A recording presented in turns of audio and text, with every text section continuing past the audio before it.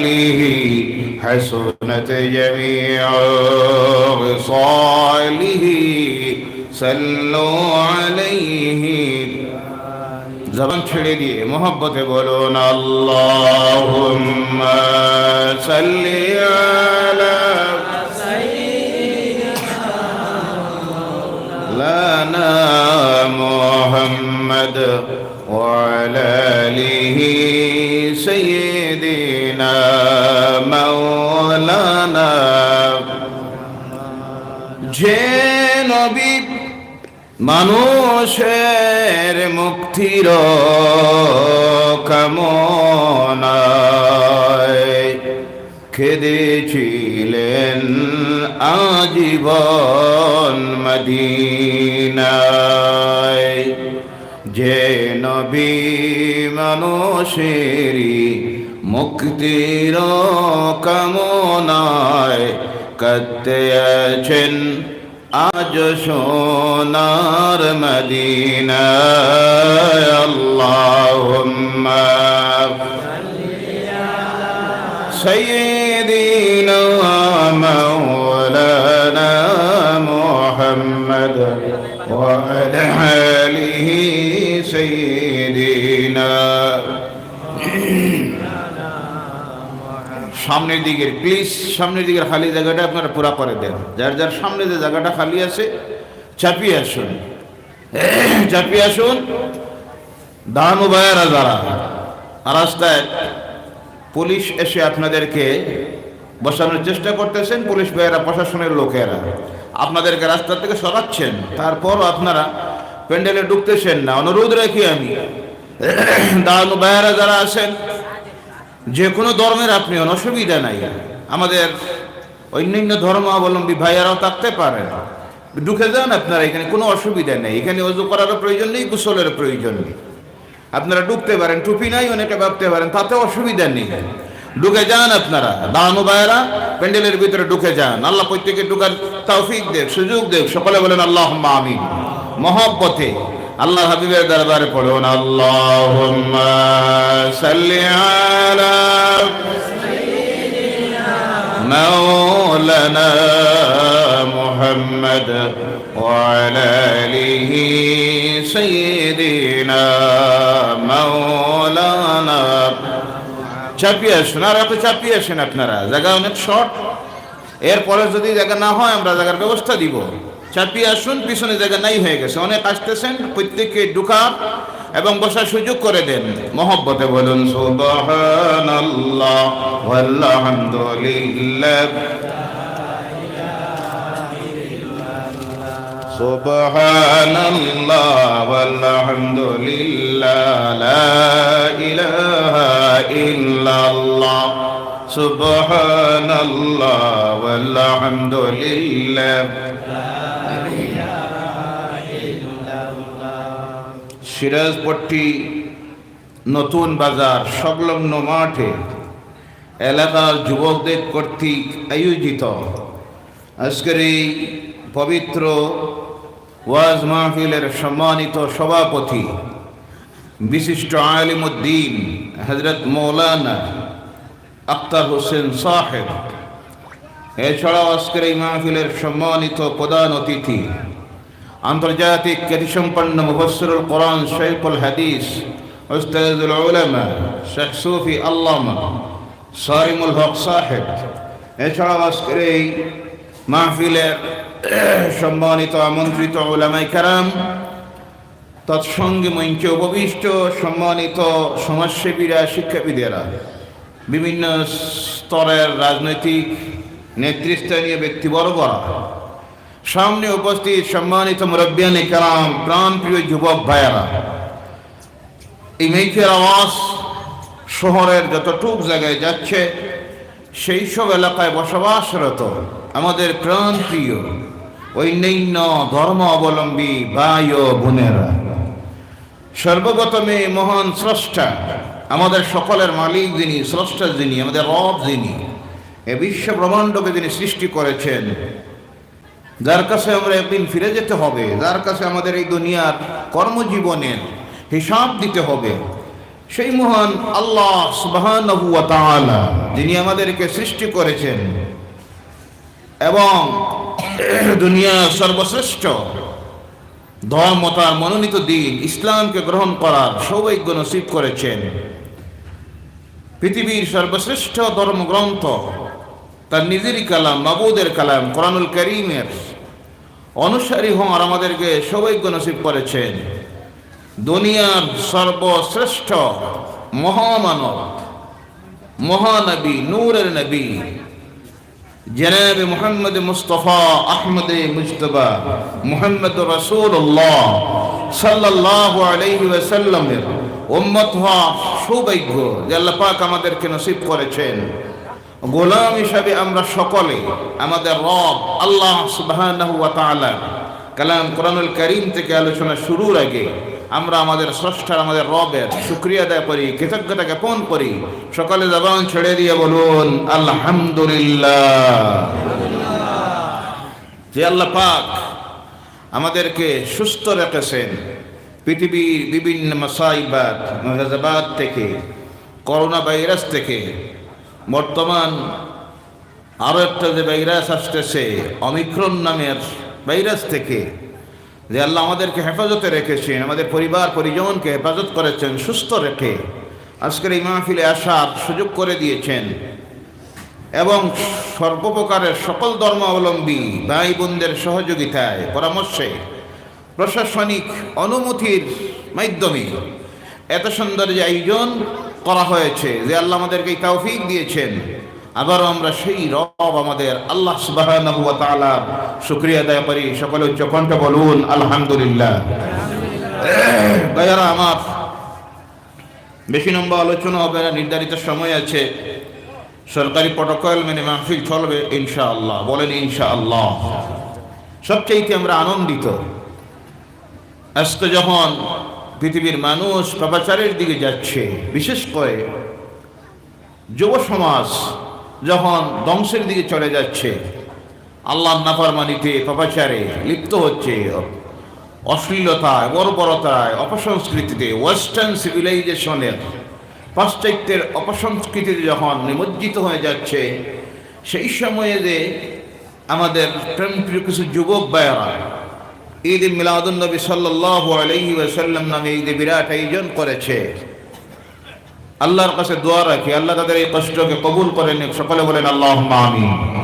আগামী দিনে তারা যেন এইভাবে আরো মাহফিল দিতে পারে আল্লাহ যেন তৌফিক দেয়। সকলে বলেন আল্লাহুম্মা আমিন। ভাইয়ারা আমার, আল্লাহ সুবহানাহু ওয়া তাআলা যিনি এই পৃথিবীকে সৃষ্টি করেছেন, গোটা পৃথিবীর সকলের স্রষ্টা কে? কথা বলবেন। সকলের স্রষ্টা কে? আল্লাহ সুবহানাহু ওয়া তাআলা। পৃথিবীতে যা কিছু আছে সব কিছুর একচ্ছত্র মালিক যিনি, তার নাম, কথা বলবেন, তার নাম। এর জন্য আমরা সবসময় প্রশংসা করি কার? পড়ুন আমার সঙ্গে, বিসমিল্লাহির রহমানির রহিম, আলহামদুলিল্লাহি রাব্বিল আলামিন। আমরা প্রশংসা করলাম কার? সমস্ত প্রশংসা সেই রবের যিনি এই বিশ্ব ব্রহ্মাণ্ডের স্রষ্টা। বলেন সুবহানাল্লাহ। রাব্বিল আলামিন। এই পৃথিবীর মানুষ আজকে শান্তি চাচ্ছে, গোটা পৃথিবীতে আজকে অশান্তি। ওখান থেকে ছোট বাচ্চাদেরকে সরাইয়া দেন, নতুবা বসাইয়া দেন। ভাইয়ারা আমার,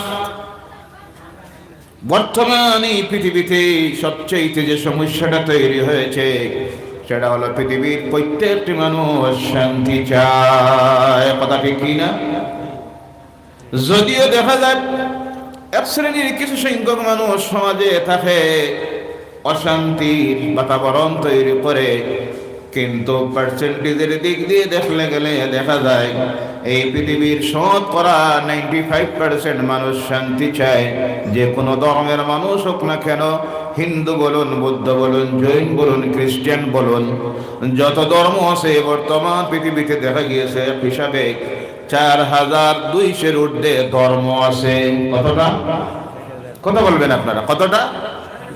4200-এর ঊর্ধ্বে ধর্ম আছে। প্রত্যেকটি ধর্ম চায় পৃথিবীর মানুষকে শান্তি দেওয়ার জন্য। কোন ধর্ম পৃথিবীতে আসে নাই অশান্তি দেওয়ার জন্য। প্রত্যেকটি ধর্মই চায় পৃথিবীর মানুষকে প্রকৃত মানুষ হিসেবে গড়ে তোলার জন্য, মানবতার পাঠ দেওয়ার জন্য, শান্তিতে যেন এই দুনিয়ার জীবনের ইহকালের জীবনটা যেন মানুষের শান্তি হয়, সেই চেষ্টা প্রত্যেকটা ধর্ম চায়। অনুরূপভাবে এই পৃথিবীতে যারা ধর্মের প্রচার করে গেছেন, ধর্ম প্রচারক ছিলেন, ধর্মীয় অবতা যাদেরকে বলা হয়, প্রত্যেকের একটাই টার্গেট ছিল পৃথিবীর মানুষকে সুষ্ঠু সুন্দর মানুষের প্রকৃত মানুষ বানানোর জন্য, আদর্শ মানুষ বানানোর জন্য প্রত্যেকে চেষ্টা করে গেছেন। কিন্তু দেখা যায় প্রত্যেকের চেষ্টাটা কামিয়াব হতে পারে নাই। তার কারণ হলো পৃথিবীর মানুষ ধর্ম মানি কিন্তু ধর্মের কথা মানি। শুধু ইসলাম ধর্মাবলম্বী নয়, হিন্দু ধর্মাবলম্বী নয়, যত ধর্মীয় মানুষগুলি আছেন আজকে দেখবেন প্রত্যেকটি ধর্ম তার ধর্মের জায়গায়, ধর্মগ্রন্থ তার ধর্মের জায়গায়, আর ধর্ম বিশ্বাসীরা একদিকে। যার প্রমাণ দেখবেন মন্দিরে যখন ঘণ্টা বাজে, সেই মন্দিরে উপস্থিতির হার হলো 5%। কত পার্সেন্ট? জি, গির্জায়ও দেখি, গির্জায় যখন ঘন্টি বাজানি হয় তখন ওই গির্জায় উপস্থিতির হাত ধরা শতকরা 5 থেকে 7%। শুধু তা নয়, আমার ধর্মের সবচেয়ে উপাসনার যে স্থানটা সবচেয়ে সম্মানিত আমাদের কাছে, যার নাম হলো মসজিদ, সেই মসজিদে যখন ডাক দেওয়া হয় তখন সেখানে উপস্থিতির হার দেখা যায় শতকরা কত পার্সেন্ট? জি, কথা বলবেন আপনারা, শরম লাগে নাকি? 8%। জি, শতকরা মসজিদে উপস্থিতি যখন ডাক দেওয়া হয়, হাইয়া আলা সালা বলে, 80%। আলহামদুলিল্লাহ, যদি হয় এটা তো ভালো কথা। কিন্তু আমার বাস্তব অভিজ্ঞতায় দেখেছি আজকে কোন মসজিদ এমন আছে, যখন মসজিদে যদি জিজ্ঞাসা করেন হুজুর মসজিদ মহল্লায় কত পরিবার, জিজ্ঞাসা করলেন হুজুর 400 পরিবার। কত পরিবার? 400 পরিবার। ডাক দেওয়া হলো ই আল্লাহ বিশ্বাসীদেরকে আল্লাহু আকবার বলে, আবার তার কানে আওয়াজ পৌঁছে দেওয়া হচ্ছে হাইয়া আলাস সালাহ, হাইয়া আলাস সালাহ, হাইয়া আলাল ফালাহ, হাইয়া আলাল ফালাহ। উপস্থিতির হার দেখা যায় তখন শতকরা 5%। জি, আপনাদের এলাকা নাই বা বুঝলাম, বা শহরাঞ্চলে নাই, কিন্তু গ্রামাঞ্চলে বা বিভিন্ন শহরাঞ্চলে দেখা যায়। তার থেকে প্রমাণিত হয় প্রত্যেকটি ধর্মগ্রন্থ তার জায়গায় আছে, ধর্ম তার জায়গায় আছে, ধর্মীয় মহাপুরুষদের কথাগুলি অবতারদের কথা তার জায়গায় আছে। যারাই যে ধর্ম মেনেছি, ধর্ম বিশ্বাস করেছি, সেই ধর্মের কথার প্রতি আমাদের কোনো লক্ষ্য, যার কারণে এই পৃথিবীর অশান্তি তৈরি হওয়ার 1 নম্বরের কারণ হলনি সূর্যের উত্তাপে পানি যখন উত্তপ্ত হলো তখন ওই পানির উপরের মধ্যে, ঝোলের উপরের মধ্যে ফেনা ধরলো, যাকে আমরা ফেনা বলি, ফেনা ধরলো। পরবর্তীতে সূর্যের উত্তাপে এই পানিটার উপরের ফেনাটা জমাট বাঁধা শুরু করলো। ওই জমাট বেঁধে বেঁধে সেখানে মাটি তৈরি হলো। পরবর্তীতে এই মাটিটাই হয়ে গেল পৃথিবী নামের একটা গ্রহ। মানবেন আপনারা এই যুক্তি? এরা যদি জিজ্ঞাসা করা হয় আচ্ছা বুঝলাম সূর্য হয়ে জমাট বাঁধলো আর মাটি তৈরি হলো, তাহলে এবার বলতো এই পানিটাকে সৃষ্টি করলো কে? একজন আছেন না? কথা বলবেন? জি, আপনাদের বল লাগতেছে নাকি? জি, করুন এখন নাই তো, মিক্রন এখন নাই, বারোইব কয়টায়? টাইমও জানা নাই, 11:30টায়। কয়টায় টাইম জানাইয়া দিছে যে এর আগে শহর করো, বাজার করো, মাহফিল করো, অসুবিধা নাই, আমি 11:30টায়। কয়টায়? আর আবার ঘরে ঢুকে যাইব কয়টায়? 6টায়। মানে সারা রাত করে ওই যে অনিদার কারণে 6টার পর থেকে রেস্ট হয়ে যায়, আর আস্তে আস্তে আবার বারোইব 11:30টায়। কয়টায়? 11:30টায়। এর কারণে এখন ভয় পাবেন না আপনারা, এখন ভয় পাবেন না। এখানে কোনো ভয় না, এখানে অবতীর্ণ হচ্ছে আল্লাহর রহমত। কার রহমত? আল্লাহ রহমত যেখানে, শান্তি যেখানে বর্ষিত হয় সেখানে গজব আসতে পারে না। এখানে কোনো ভয় আপনারা পাবেন না। আল্লাহর জাতের কসম করে বলতেছি, এখানে যতক্ষণ বসে আছি আমরা, কোন ভাইরাস আক্রমণ করতে পারবে না। বলেন আলহামদুলিল্লাহ। ভাইরা আমার বলার উদ্দেশ্য হলো, তাকে যদি প্রশ্ন করা হয়, এই যে সূর্যের উত্তাপে পানিটা উত্তপ্ত হয়ে মাটি সৃষ্টি হলো, এই সূর্যটা আসলো কোথা থেকে? এই যে সূর্য হলো, পানি হলো, এর সৃষ্টির পিছনে একজনের হাত আসেনি না? ওই যিনি সৃষ্টি করেছেন সেই স্রষ্টাকে আমরা যে নামে ডাকি, সেই নামটা হলো আল্লাহ। আল্লাহর নাম নিতে শরম লাগে নাকি? জি, তাহলে আপনারা আল্লাহ শব্দটার সঙ্গে সাড়া দিলেন না। জোরে বলেন আল্লাহ। আমার ভাইরা মুসলমানেরা, অন্যান্য ধর্মাবলম্বী ভাই বোনেরা, প্রত্যেকের প্রতি আমি অনুরোধ রাখি, আমার আলোচনাটার প্রতি আপনারা লক্ষ্য রাখুন, খেয়াল রাখুন। ভুল যদি কোনো কথা বলি প্রতিবাদ করবেন। এই যে যিনি সৃষ্টি করেছেন তার নাম হলো আল্লাহ। আল্লাহ রাব্বুল আলামিন বলছেন, শান্তি যদি পাইতে হয় তাহলে শোনো, এই শান্তির দুধ বানিয়ে একজনকে আমি এই জমিনের মধ্যে পাঠিয়েছি পৃথিবীর মানুষকে পথ দেখানোর জন্য। সর্বশেষ যাকে পাঠিয়েছি তিনি হলেন জনাবে মুহাম্মদুর রাসূলুল্লাহ সাল্লাল্লাহু আলাইহি ওয়াসাল্লাম। আল্লাহ এইভাবে শুধু উনি নন, আদম আলাইহিস সালাম থেকে শুরু করে যে আলোচনা আপনারা শুনেছেন, 1,24,000 মতান্তরে 2,24,000-এর মতো আল্লাহ তার নবীদেরকে এই জমিনে পাঠিয়েছে দুনিয়ার মানুষকে শান্তির রাস্তায়, শান্তির পথে নেওয়ার জন্য, শান্তি প্রতিষ্ঠিত করার জন্য। বলেন সুবহানাল্লাহ। এর জন্য সেই নবীকে আল্লাহ পাঠালেন। কি বানিয়ে পাঠালেন? আল্লাহকে যদি প্রশ্ন করা হয়, আল্লাহ রাব্বুল আলামিন তিনি নিজেই দুনিয়ার মানুষকে জানাইয়ে দিতেছেন, শোনো, ওয়া মা আরসালনাকা ইল্লা রাহমাতাল লিল আলামিন। বলো আল্লাহু আকবার। আপনাকে আমি এই সৃষ্টি জগতের জন্য, শুধু মানুষের জন্য নয়, স্রষ্টার সৃষ্টি যেখানেই আছে সব কিছুর জন্য আমি আপনাকে শান্তির দূত, শান্তি স্বরূপ প্রেরণ করেছি। বলে সুবহানাল্লাহ। অনুরূপ ভাবে তিনি শুধুই আসলেন শান্তি, তিনি শান্তি হয়ে আসলেন তা নয়, তিনি তো শান্তির দূত হয়ে আসলেন। আর পৃথিবীর মানুষকে শান্তি দেওয়ার জন্য আল্লাহ প্রত্যেক নবীদের কাছে একটা গাইড বুক দিয়ে দিলেন। বড় গাইড বুক হিসেবে আল্লাহ দিলেন 4টা কিতাব। কয়টা কিতাব? বুঝতে অনেকের অসুবিধা হতে পারে। আরবিতে বলা হয় কিতাব, বাংলাতে বই, ইংরেজিতে বুক। এইভাবে 4টা বুক দিয়ে পৃথিবীতে আল্লাহ নবীদেরকে পাঠাইলেন। 4 জনকে ছোট ছোট বুক গুলি দিয়ে আরো নবীদেরকে আল্লাহ পাঠাইলেন। সর্বশেষ নবী যিনি পৃথিবীর মানুষের কল্যাণের জন্য, মুক্তির জন্য, গোটা পৃথিবীর মানুষকে তার স্রষ্টার পরিচয় দেওয়ার জন্য আল্লাহ প্রেরণ করেছিলেন, তিনি হলেন জনাবে মুহাম্মদুর রাসূলুল্লাহ সাল্লাল্লাহু আলাইহি সাল্লাম। আর ওনার কাছে আল্লাহ যে কিতাবটা দিয়ে পাঠালো সেই কিতাবের নাম হলো কোরআনুল কারীম। কোন কিতাব? কথা বলবেন, কোন কিতাব? কোরআনুল কারীম কেন দিলেন?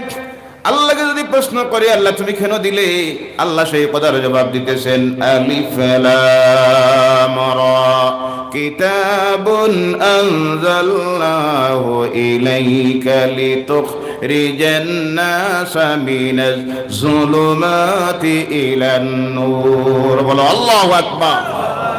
আলিফ লাম রা কিতাবুন আনজালনাহু ইলাইক, আপনার প্রতি নাজিল করা হয়েছে এই কিতাবকে কি জন্য? লিতুখরিজান নাসা মিনাজ যুলুমাতি ইলান নূর, পৃথিবীর মানুষকে অন্ধকার থেকে আলোর দিকে টেনে টেনে বাইরে করে নেওয়ার জন্য। বলে সুবহানাল্লাহ।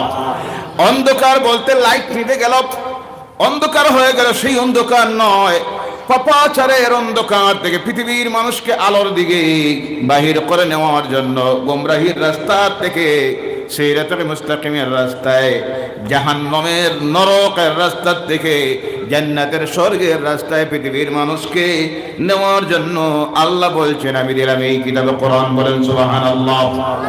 অন্য জায়গায় আবার বলছেন, এই কোরআনুল কারীম কি দিয়েছি, তার মধ্যে কি আছে? কোরআনকে যদি জিজ্ঞাসা করা হয়, কোরআনকে সুন্দর ভাষায় তার জবাব দিতেছে, ওয়া নুনাজ্জিলু মিনাল কুরআনি মা হুয়া শিফাউন ওয়া রাহমাতুন লিল মুমিনিন। বলেন আল্লাহু আকবার।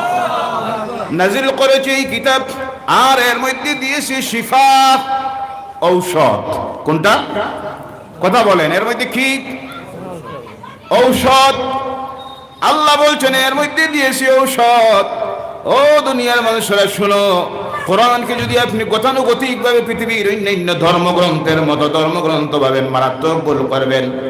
এই কোরআনটা গতানুগতিক পৃথিবীর অন্যান্য ধর্মগ্রন্থের মতো শুধু ধর্মগ্রন্থ নয়, পৃথিবীর যত রোগ আছে সব রোগের ঔষধ যে ধর্মগ্রন্থে আছে তার নাম, জোরে বলেন তার নাম। শুধু বললে হবে না, তার প্রমাণও দিতে হবে। কোরআন গতানুগতিক পৃথিবীর অন্যান্য ধর্মগ্রন্থের মতো নয়, কিন্তু ঘটনা বলেছে, কিন্তু কথা বলেছে, কাল্পনিক কিছু বলেছে। এইভাবে একটা ধর্মগ্রন্থ কোরআন নয়।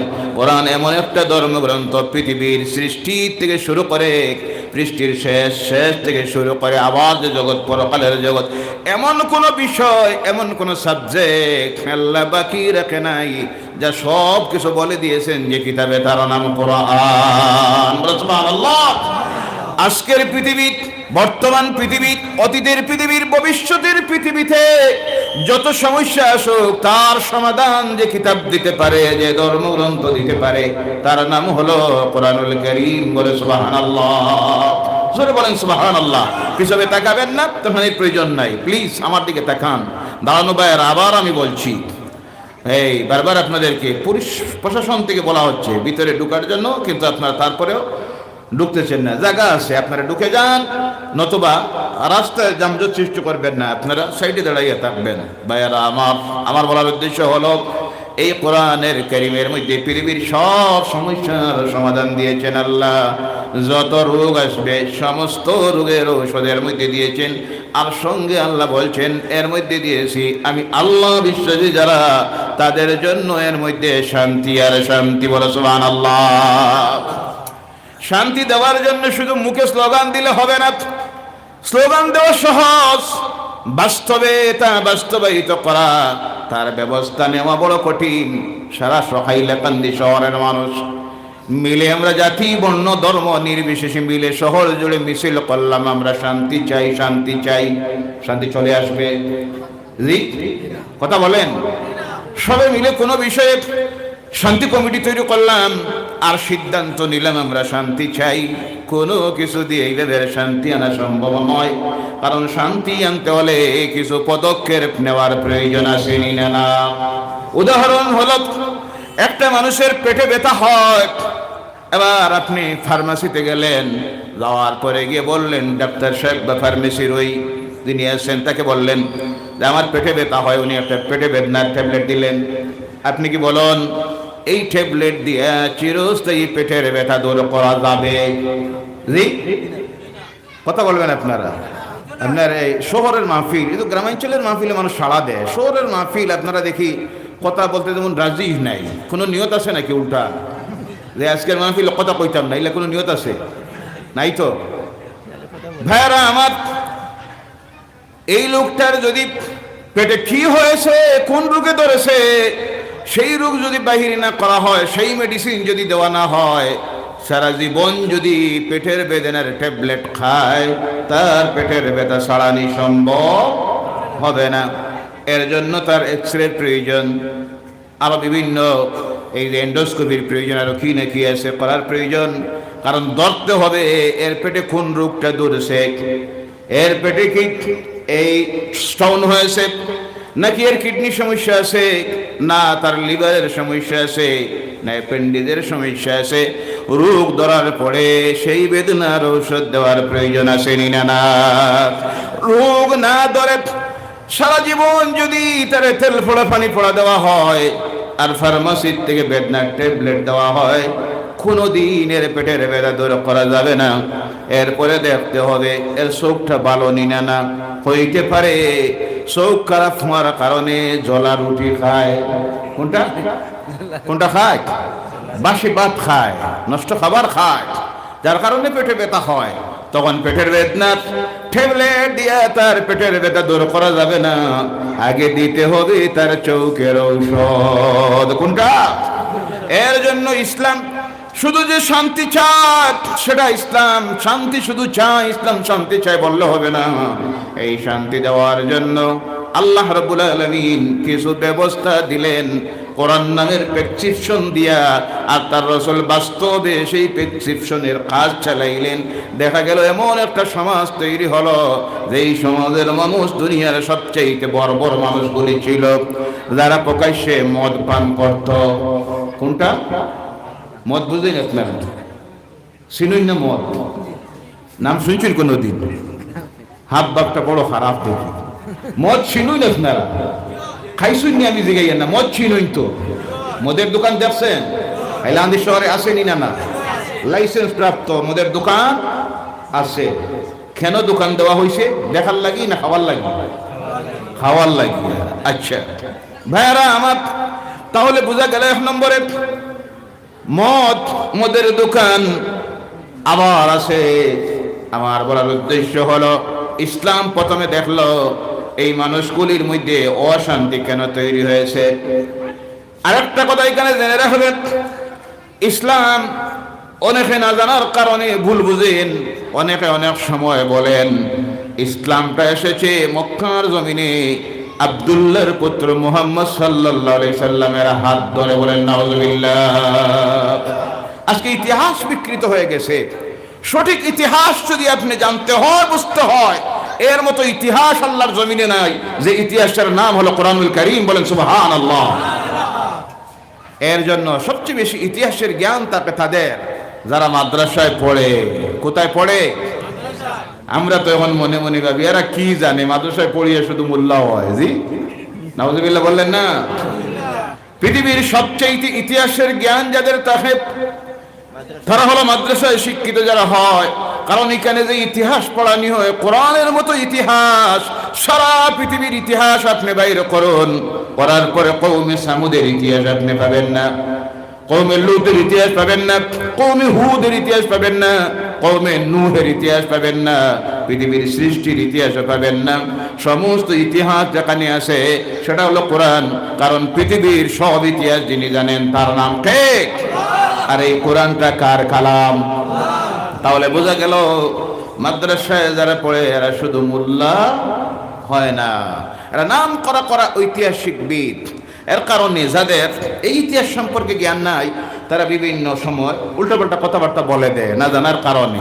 যেমন দেখবেন একটা কথা আছে, আমি অনেক সময় বলেছি, আজও বলতেছি, যেমন অনেক সময় অনেকে বলে দেয় ভারতবর্ষে ইসলাম এসেছে মুসলমান শাসকরা যখন এসেছে। নাউযুবিল্লাহ বললেন না? ভাইরা আমার, ভারতবর্ষে ইসলাম এসেছে আদম আলাইহিস সালামের জমানায়, আর আজ পর্যন্ত সেই সময় থেকে শুরু হয়েছিল, আজ পর্যন্ত ভারতের জমিনে ইসলাম আসেনি না। এর জন্য জেনে রাখবেন এই ভারতবর্ষের অখণ্ডতার যারাই করেছে তারা মুসলমানেরা। তারা কারা? কথা বলবেন। তারা হলো মুসলমানেরা। এক সময় ছিল এই ভারতবর্ষ বিভিন্ন অঙ্গরাজ্যের টুকরা রাজ্য, বিভিন্ন এক একটা টুকরা টুকরা ছিল, বিভিন্ন রাজাদের হাতে শাসিত হতো। কোনোটা ছিল মারাঠিদের হাতে, কোনোটা গুজরাটিদের হাতে, কোনোটা বিহারীদের হাতে, এইভাবে বিভিন্ন জাতিগোষ্ঠীর হাতের মধ্যে ছিল। সর্বপ্রথম এই ভারতকে একত্রিত করে অখণ্ড একটা ভারত, আজকের ভারতবর্ষ নয়, সেই সময়ের আজকের এই যে বাংলাদেশ, পাকিস্তান সব মিলাইয়া অখণ্ড একটা ভারত ছিল। যারা তৈরি করেছিল তারা ছিল মুসলমানের শাসকেরা। সুবহানাল্লাহ নাই? সুবহানাল্লাহ। এরপরে যখন তারা সেখানে শাসনে ছিল 1-2 বছর নয়, কত বছর? জি কথা বলবেন, কত বছর? জানা নাই, আমরা নিজেই জানি না নিজের ইতিহাস। ভারতের সর্বপ্রথম যে মুসলমান শাসক শাসন ব্যবস্থা কায়েম করেছিলেন তিনি হলেন মোহাম্মদ বিন কাসিম, 713 খ্রিস্টাব্দে। আর ওর শাসন আমল থেকে শুরু করে সর্বশেষ গোটা ভারত যার হাতে শাসিত হয়েছিল ওর নাম ছিল ঔরঙ্গজেব। ঔরঙ্গজেব আর মুহাম্মদ বিন কাসিম থেকে মাঝের টাইমটা যদি হিসাব করা হয়, তাহলে এই মুসলমানরা অখণ্ড ভারতকে টুকরা টুকরা করে নাই, একভাবে একসঙ্গে রেখে শাসন করেছিল 996 বছর। সুবহানাল্লাহ নাই? জোরে বলেন সুবহানাল্লাহ। ভাইয়ারা আমার, সর্বশেষ যিনি শাসন করেছিলেন, এরপরে গোটা দেশের শাসন ক্ষমতা থেকে তারা সরল ব্রিটিশদের ষড়যন্ত্রে, এরপরে টুকরা টুকরা হিসেবে শাসিত হলো এদের হাতে আরো কিছু অঞ্চল।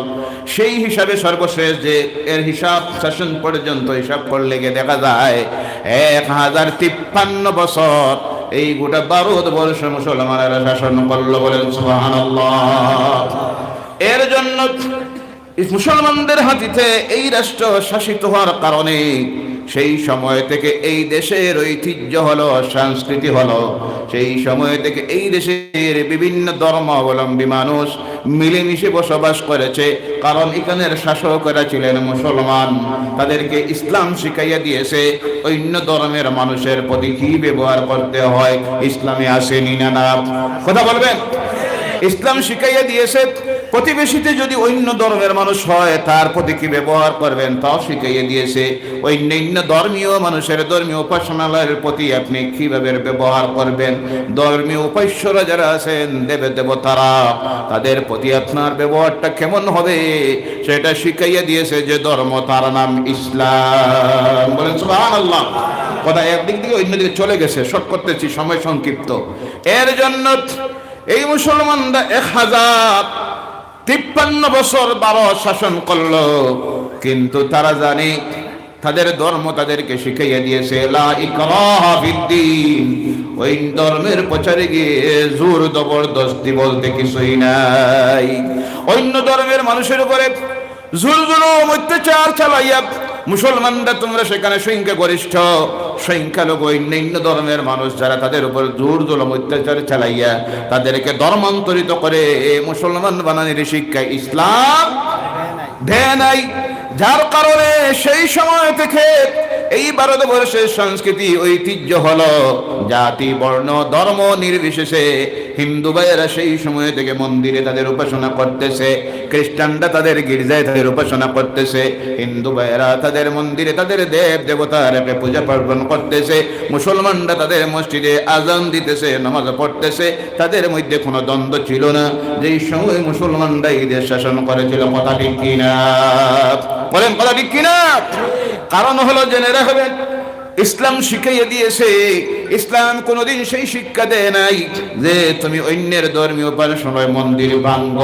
কোন মুসলমান বলেন কোন মন্দির ভাঙ্গা তো দূরের কথা, একটা পাথর দিয়ে আঘাত করার অনুমতি ইসলামে আছে? কোন দেব দেবতারা যারা আছেন তাদেরকে আপনি ভাঙবেন, তাদেরকে অবমাননা করবেন, তাদের বিরুদ্ধে কটূক্তি করবেন, সেই শিক্ষা ইসলাম দেয় নাই।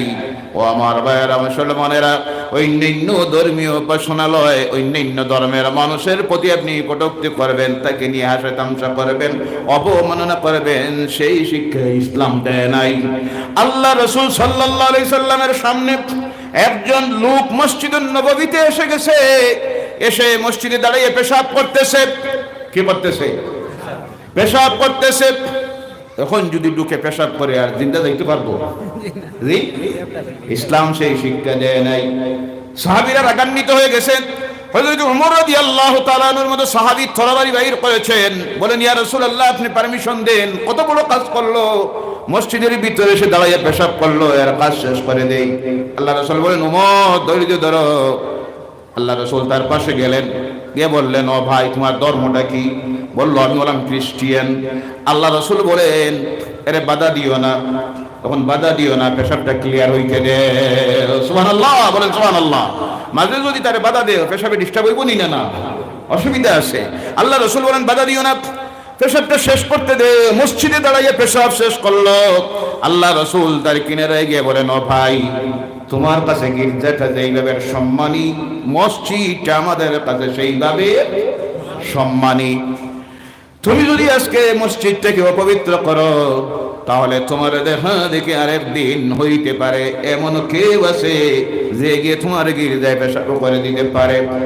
তোমার কাছে আমার অনুরোধ, তোমার ধর্মে তোমার কাছে যেইভাবে সম্মানী, গির্জাটা যেভাবে সম্মানী, এইভাবে মসজিদটা আমাদের কাছে সম্মানী।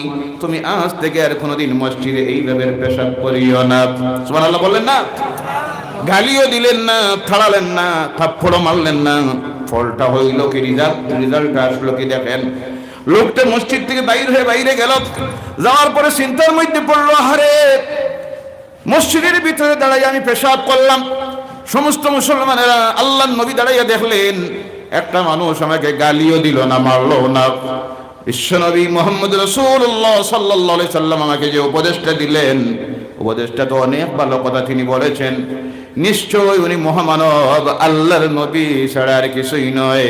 ও আমার ভাইরা, আল্লাহ রাসূলের ব্যবহার দেখে লোকটা আবার মসজিদের ভিতরে গিয়ে ঢুকলো, আর আল্লাহর হাবিবের দুই হাতের মধ্যে ধরে বলে, ও আল্লাহর নবী আমাকে পড়াইয়া দেন লা ইলাহা ইল্লাল্লাহু মুহাম্মাদুর রাসূলুল্লাহ সাল্লাল্লাহু আলাইহি সাল্লাম। বলতেছিলাম ইতিহাসকে জেনে রাখবেন। ইতিহাস যদি ভুলে যান অসুবিধা আছে। পৃথিবীর ইতিহাস পড়বেন, ভারতের ইতিহাস পড়বেন। আমার বলার উদ্দেশ্য হলো, আল্লাহ নবী মুহাম্মদুর রাসূলুল্লাহ সাল্লাল্লাহু আলাইহি সাল্লাম আসলেন মক্কায়। কোন জায়গায়? মক্কায় আসলেন। আসার পরে দেখলেন এই সমাজের মানুষগুলির মধ্যে মারাত্মক কয়েকটা দোষ আছে। একটা দোষ হলো তারা মদ পান করে। কি করে? কি করে? মদ হালাল না হারাম? খাওয়া হালাল না হারাম? 31 ডিসেম্বর খাওয়া জায়েজ? জি জায়েজ আছে। 1 জানুয়ারি খাওয়া জায়েজ আছে? কথা বলবেন। করোনা ওই দিন ডরায়। জি 31 ডিসেম্বর, 1 জানুয়ারি প্রটোকল নাই। জি প্রটোকল নাই, মানে করোনা জানাই সেই 2 দিন আমি আইতাম না, তোমরা যা পারো তা করো। নাউজুবিল্লাহ বললেন না? আহারে আল্লাহ, আল্লাহ তুমি সঠিক জ্ঞান আমাদের প্রত্যেককে দেও। সকলে বলেন আল্লাহুম্মা আমিন। ভাইরা আমার, আল্লাহ রাসূল দেখলেন 1 নম্বরে তাদের যে কাজটা করে সেটা হলো মদ। দেখলেন এই মদ যদি এই সমাজের মধ্যে থাকে, কোনো দিন কোনো আইন দিয়া শান্তি আনা যাবে? আল্লাহ রাসূল সাল্লাল্লাহু আলাইহি সাল্লাম দেখলেন 2 নম্বরে তাদের মধ্যে যেটা চলে সেটা হলো সুদ। কোনটা? সুদ। সুদ কইলে বুঝতা না, এখন তো যুগ বদলিছে, ইন্টারনেটের যুগ। এখন হইল ইন্টারেস্ট। কোনটা? ইন্টারেস্ট। এখন সুদ মানুষে বুঝে না। ভাইয়ারা আমার, ঘুষ। ঘুষ কইলে বুঝতা না, এটার এখন নাম বদলে হয়েছে সিন্ডিকেট রাজ। কি রাজ? সিন্ডিকেট রাজ। ভাইয়ারা আমার, আল্লাহ রাসূল দেখলেন 2 নম্বরে এই সমাজের মধ্যে চলে সুদ। সুদ চলার কারণে 2টা শ্রেণী তৈরি হয়েছে, একটা হলো গরীব শ্রেণী আর একটা হলো ধনী শ্রেণী। তারপর আল্লাহ রাসূল সাল্লাল্লাহু আলাইহি সাল্লাম দেখলেন এই যে মদটা যদি বন্ধ না করা যায়, এই সমাজের জিনা বন্ধ করা যাবে। আল্লাহ রাসূল সাল্লাল্লাহু আলাইহি সাল্লাম চিন্তার মধ্যে পড়লেন। দেখলেন এই সমাজের মধ্যে নারীর ইজ্জত বলতে কিছুই নাই, সম্মান বলতে কিছুই নাই। সঙ্গে সঙ্গে আল্লাহর হাবিব সাল্লাল্লাহু আলাইহি সাল্লাম আল্লাহর প্রতি চিন্তা করতেছেন, আল্লাহ এই মানুষগুলিকে কি মেডিসিন দিয়া এই রাস্তার থেকে ফিরাইয়া আনা যায়? এই সমাজে শান্তি বলতে কিছুই নাই, নারীর অধিকার বলতে কিছুই নাই। একটা মেয়ে সন্তান যখন জন্মগ্রহণ করে, করা মাত্র সমাজের মধ্যে তখন তাদের প্রথা চালু হয়ে গেছে, জীবন্ত মেয়েটাকে নিয়ে কবরের মধ্যে রাখে, মাটি চাপা দেয়। নাউযুবিল্লাহ বললেন না? আল্লাহ রাসূল সাল্লাল্লাহু আলাইহি সাল্লাম দেখলেন এর 1 নম্বরের কারণ হলো সেই সমাজের নারী আর পুরুষের পোশাকের মধ্যে কোনো বাধ্যবাধকতা নাই। পিছনে তাকাবেন না, সামনের দিকে তাকান। প্রশাসনের লোকরা কাজ করতেছে, আপনারা পুরুষের শোনা মাত্র সেদিকে যদি ফিরে যান সুবিধা হবে, দেখার দরকার নাই, কোনো অসুবিধা নেই সেই দিকে। ভাইয়ারা আমার, আল্লাহ রাসূল চিন্তায় পড়লেন। অনেক নাম্বার আলোচনা, সেদিকে আমি যাচ্ছি না। আল্লাহ রাসূল দেখলেন মদ এদের মধ্যে চলে। যে সমাজে মদ চলবে সেই সমাজের মধ্যে হত্যা চলবে। কথা ঠিক কিনা? যে সমাজের মধ্যে মদ থাকবে সেই সমাজের মধ্যে জেনা চলবে, যে সমাজের মধ্যে মদ থাকবে সেই পরিবারে শান্তি থাকবে, কথা বলবেন থাকবে? যে গ্রামে মদ পানকারী থাকবে সেই গ্রামে শান্তি থাকবে না। আল্লাহ রাসূল দেখবেন শান্তি তো প্রথমে দিতে হবে পরিবারে, শান্তি প্রথম দিতে হবে একটা গ্রামে, এরপরে শান্তিটা দিতে হবে ওয়ার্ডে, এরপরে শান্তিটা দিতে হবে একটা জেলায়, শান্তি আনতে হবে একটা রাজ্যে, শান্তি আনতে হবে একটা দেশে, শান্তি আনতে হবে ক্রমান্বয়ে পর্যায়ক্রমে। আল্লাহ রাসূল আল্লাহর কাছে প্রশ্ন করেন, আয় আল্লাহ, এই মদটা খাওয়ার পরে দেখি মানুষ আর মানুষ থাকে না, এদেরকে তুমি সৃষ্টি করেছো তোমার সৃষ্টির সবচেয়ে আশরাফুল মাখলুক, সৃষ্টির সেরা করে, কিন্তু এরা যখন এই মদটা পান করার পরে দেখা যায় জন্তু জানোয়ারের চাইতে আরো নিকৃষ্ট হয়ে যায়। কথা ঠিক কিনা? আল্লাহ পাক তার হাবিবকে সান্ত্বনা দেন। প্রথম আল্লাহ প্রত্যেকটি মানুষকে উদ্দেশ্য করে আয়াত নাযিল করেন নাই। আল্লাহ দেখলেন এর সঙ্গে যদি অর্ডার দেই, অর্ডারটা কার্যকরী হইতে গিয়ে অসুবিধা আছে, প্রথম আল্লাহ আয়াত নাযিল করলেন সেই সমস্ত মানুষগুলির প্রতি তারা আল্লাহ বিশ্বাস করলো, তার রাসূলের প্রতি বিশ্বাস স্থাপন করলো, নামাজ পড়ে তাদের প্রতি আল্লাহ আয়াত নাযিল করলেন, লা তাকরাবুস সালাতা ওয়া আনতুম সুকারা। বল আল্লাহু আকবার। মদ খাও, অসুবিধা নাই, মদ খাও, কিন্তু খাওয়ার পরে যতক্ষণ তোমরা নেশা অবস্থায় থাকো নামাজ পড়িও না। কি পড়িও না? নামাজ পড়িও না। প্রথম আয়াত নাযিল হলো। এবার দেখা গেল সাহাবীরা যারা নামাজ পড়েন তাদের মধ্যে কিছু ছিলেন, সব না, আবার কিছু ছিলেন যারা মদ পান করতেন। এবার দেখা যায় মদ পান করলে নামাজ ছুটে যায়। কোনটা ছুটে যায়? নামাজের রস ছুটে যায়। এর জন্য জেনে রাখবেন, একটা মানুষের চরিত্রকে যদি সংশোধিত করতে হয়, এক নম্বরে যে মেডিসিনটা দিতে হবে তার মধ্যে সেই মেডিসিনের নাম হলো, জানা নাই? নামাজ। আওয়াজ করে বলেন কোনটা? আজকে আমার সমাজের মানুষ যে এত আল্লাহর নাফরমানির দিকে যাইতেছে, এর এক নম্বরের কারণ হলো আমাদের মধ্যে নামাজ নাই। কি নাই? কি নাই? এই নামাজের যদি আমলি হয়ে যান, আল্লাহর জাতের কসম করে বলতে পারি করোনা নামের ভাইরাস তোমাকে আসর করতে পারবে না। তার কারণ এই নামাজই আপনাকে স্যানিটাইজ শিখাইয়া দিবে। সুবহানাল্লাহ বললেন না? কোনটা শিখাইয়া দিবে? স্যানিটাইজ। যে স্যানিটাইজের নাম হলো ওযু করা। কি করা? কোন অঙ্গ দোয়ার বাকি থাকে? সেই দিন বলেছিলাম কোন অঙ্গ দোয়ার বাকি থাকে? মাস্ক লাগান তো শুধু নাকের মুখে, বাকি সব রয়ে গেল। এই কান দিয়ে ভাইরাস ঢোকার সম্ভাবনা আসেনি না? না, নাক দিয়ে ঢোকার সম্ভাবনা, মুখ দিয়ে ঢোকার, কান দিয়ে ঢোকার, চোখ দিয়ে ঢোকার, নোমের গুণা দিয়ে ঢোকার, মাথা দিয়ে ঢোকার, আরো বিভিন্ন ছিদ্র মানব দেহে আছে, তা দিয়ে ভাইরাস ঢোকার সম্ভাবনা আসেনি না? আপনি মাস্ক লাগালেন, আপনি আমি মাস্ক লাগালাম, নাক মুখ বন্ধ করলাম, বাকি যে অঙ্গগুলি রয়ে গেল ভাইরাস ঢোকার। ইসলাম কি শিখাইয়া দিল? আজ থেকে 1450 বছর আগে ইসলাম শিখাইয়া দিছে, ও মুসলমানেরা, রোজ কমপক্ষে 5টা বার নামাজ পড়ো, আর ওই নামাজ পড়তে গিয়ে স্যানিটাইজ করো, যে স্যানিটাইজের নাম ইসলাম দিয়েছে ওযু। সুবহানাল্লাহ বলেন না? কোন অঙ্গ বাকি নাই। আলহামদুলিল্লাহ বলেন আলহামদুলিল্লাহ। এতটুক শিখাইয়া দিল। মুখের ভিতরে পানি দিবে, পানি দিয়ে কুল্লু করবে, করতে গিয়ে শুধু মুখে দিলেই আর ফেলে দিলে হবে না। রমজানের মাস যদি না হয়, পানিটা মুখে দিয়ে গলার এইটুক জায়গা পর্যন্ত দিয়ে, যাকে গড়গড়া বলা হয়, কুল্লে করো। নাকে পানি দেও, শুধু নাকে পানি দিলে হবে না, নাকের মধ্যে পানি দিয়ে এই বাম হাত ডান হাতটা না, বাম হাতের আঙ্গুলি দিয়ে নাকটা পরিষ্কার করো, নাকের শক্ত জায়গা পর্যন্ত পানিটাকে পৌঁছাও। কারণ এখানের মধ্যে একটা ব্যারিকেড লাগানি আছে, সেই জায়গা পর্যন্ত ভাইরাস পৌঁছে যাইতে পারে। পানি উঠাও, নাক দিয়ে পরিষ্কার করো, ভাইরাসটা নাক থেকে বাইরে করে দাও। সুবহানাল্লাহ। এরপরে 2 হাত দৌত করো।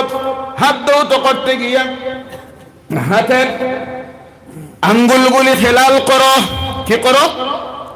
হাতে, আপনারা আলোচনায় শরীক হতে রাজি নাই? হাতের আঙ্গুলগুলি কি করো? হেলাল করো।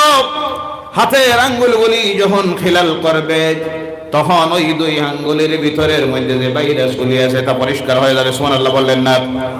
নাক চোখ নখ যদি লম্বা হয় এই নখের নিচে ভাইরাস ঢোকার সম্ভাবনা আছে না? এর জন্য ইসলাম শিখাইয়ে দিয়েছে, আমার নবী শিখাইয়ে দিয়েছেন এই নখগুলি সপ্তাহে একদিন কাটো। সুবহানাল্লাহ বললেন না? কারণ এর নিচে ভাইরাস ঢুকবে। সেদিকে বলতে যদি যাই, এমন কোন ব্যবস্থা ইসলাম বাকি রাখে নাই যাকে আজকের আধুনিক যুগে বলা হচ্ছে স্যানিটাইজ। আজ থেকে 1450 বছর আগে ইসলাম সেই স্যানিটাইজের কথা আমাদেরকে শিখাইয়ে দিয়েছে। বলেন সুবহানাল্লাহ।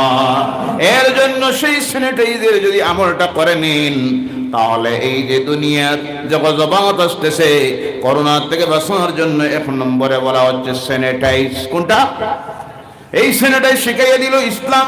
সুবহানাল্লাহ বললেন না? আমার বলার উদ্দেশ্য হলো, বলতেছিলাম এই সমাজে আল্লাহ রাসূল দেখলেন প্রত্যেকটা যে পাপের কাজ, গুনাহের কাজ চলতেছে তার মূল হলো মদ। কোনটা? মদ। প্রথম আয়াত নাযিল করলেন, তোমরা নামাজ যারা পড়ো তোমরা মদটা ছেড়ে দাও। সুবহানাল্লাহ বললেন না? এবার দেখা গেল 50%। কত পার্সেন্ট? 50%-এর মতো মুসলমানেরা মদ ছেড়ে দিলেন। এরপরে দেখা যায় কিছু সংখ্যক আছেন যারা মদ পান করেন। মদ পান করার পর রাত্রি থেকে এক জায়গায় তারা বসে আড্ডা দিতেন। আরবের মানুষগুলির অভ্যাস ছিল, বারবার অসুবিধা তৈরি করবেন না, যারা বসে যান, অতিথি আসেন, এখানে বসানির হয় বসাইয়া দেন, ঘরের রেস্টে নেবার হয় ঘরের রেস্টে নিয়ে নেবেন, আলোচনায় ডিস্টার্ব দিবেন না, অনুরোধ রাখি আমি কমিটির কর্মকর্তা ভাইয়েরা। আপনারা লক্ষ্য রাখবেন, আপনাদের ব্যবস্থাটা আগে নিয়ে নিবেন, যাকে এখানে আনবেন, যাকে বসানোর বসাইয়ে দিবেন, বারবার অসুবিধা দিবেন না। ভাইয়ারা আমার বলার উদ্দেশ্য হলো, আল্লাহ পাক এবারে দেখলেন প্রথম এদেরকে নিষেধ দেওয়া হলো। আরবের মানুষের অভ্যাস ছিল, তারা বিকাল বেলায় রাত্রিতে এক জায়গায় গিয়ে বসে আড্ডা দিত, কবিতা নিয়ে প্রতিযোগিতা করত, কে কত ভালো কবিতা গাইতে পারে, কে কত ভালো শ্লোক গাইতে পারে। যখন গিয়ে বসতো তখন মদ পান করে বসতো। কি করে? মদ পান করে গিয়ে বসতো। শ্লোক গাইতে গিয়া দেখা যাইত তাদের মধ্যে প্রতিযোগিতা করতে করতে গিয়ে হঠাৎ কেউ রাগান্বিত হয়ে গেল। মদ পানকারীর রাগ উঠলে পরে আর লামে আসেনি না? তখন দেখবেন প্রতিজ্ঞা করে তোরে না মারা পর্যন্ত বাদ দিতাম নাই। তো তখন দেখা গেল প্রতিযোগিতা আরম্ভ হয়ে একজন আরেকজনের মাথায় একদিন উটের একটা হাত তুলে আঘাত করেছেন, রক্ত ঝরতেছে, ব্যান্ডেজ দিলেন, দিয়ে আল্লাহ রাসূলের কাছে এসে বললেন, ইয়া রাসূলুল্লাহ সাল্লাল্লাহু আলাইহি সাল্লাম, মদ সম্পর্কে কি আল্লাহ ক্লিয়ার কোনো কথা বলে না? আল্লাহ পাক এবার দেখলেন সময় এসেছে, তারা নিজে বুঝতেছে মদটা যে কত খারাপ সমাজের জন্য। তখন আল্লাহ রাসূল আল্লাহর প্রতি লক্ষ্য করেন, জিবরাইল চলে এসেছেন। বলেন সুবহানাল্লাহ। আল্লাহ আয়াত নাযিল করে দিলেন, ইন্নামাল খামারু ওয়াল মাইসিরু ওয়াল আনসাবু ওয়াল আজলাম রিজসুম মিন আমালিশ শাইতান ফাজতানিবুহু লাআল্লাকুম তুফলিহুন। আজ থেকে তোমরা শোনো, তোমাদের জন্য আজ থেকে মদ, কোনটা? কথা বলবেন, কোনটা?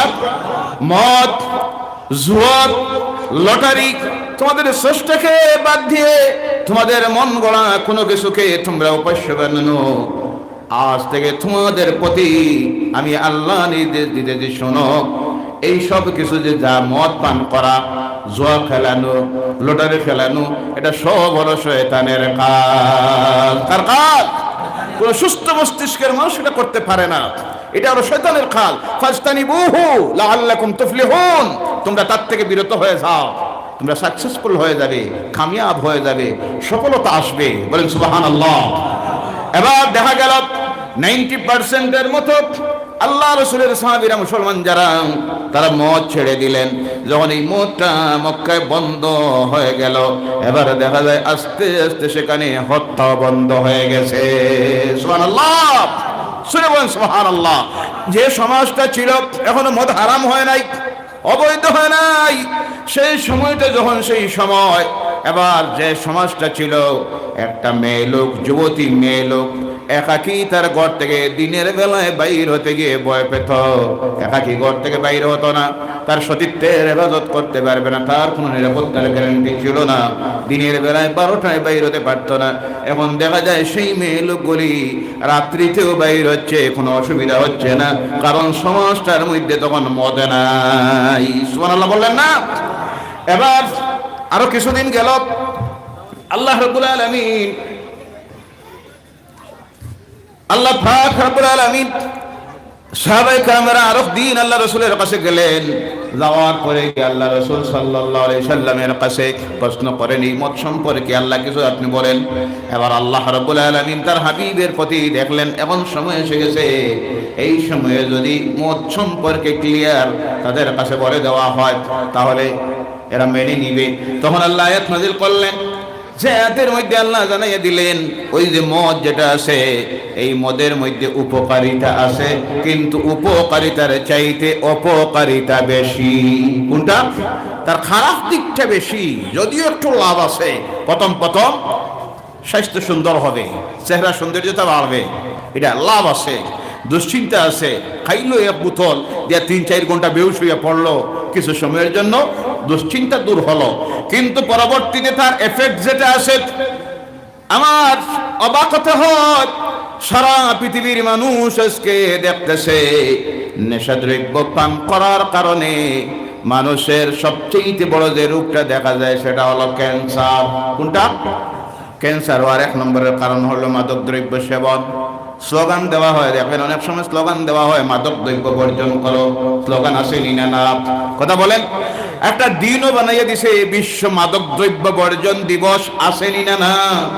কিন্তু অবাক হতে হয়, একদিকে স্লোগান চলতেছে ক্যান্সার থেকে বাঁচতে হলে মাদক দ্রব্য বর্জন করো, বিশ্বজুড়ে অভিযান চালানি হইতেছে, মাদক দ্রব্য দিবস পালন করা হচ্ছে, রাষ্ট্রসংঘের পক্ষ থেকে স্বীকৃত একটা দিন দেওয়া হয়েছে। কিন্তু আবার আপনি দেখবেন শহরের গ্রামের গলি গলি দিয়ে মদের দোকানও আছে। জি, ওই যে আগে বলেছিলাম, এটা দেখার জন্য না খাওয়ার জন্য? কথা বলেন না কেন আপনারা? এটা দেখার জন্য না খাওয়ার জন্য? নাউজুবিল্লাহ বললেন না? ভাইয়ারা আমার বলার উদ্দেশ্য হলো, এবার এই আয়াতের শেষে আল্লাহ আয়াত নাযিল করে দিলেন দুনিয়ার মানুষের জন্য, মুসলমানদের জন্য। ইসলাম যে কথাগুলি বলে, কথা বলতে গিয়ে ইসলাম পৃথিবীর বিশেষ কোনো মানুষ সম্পর্কে কথা বলে নাই।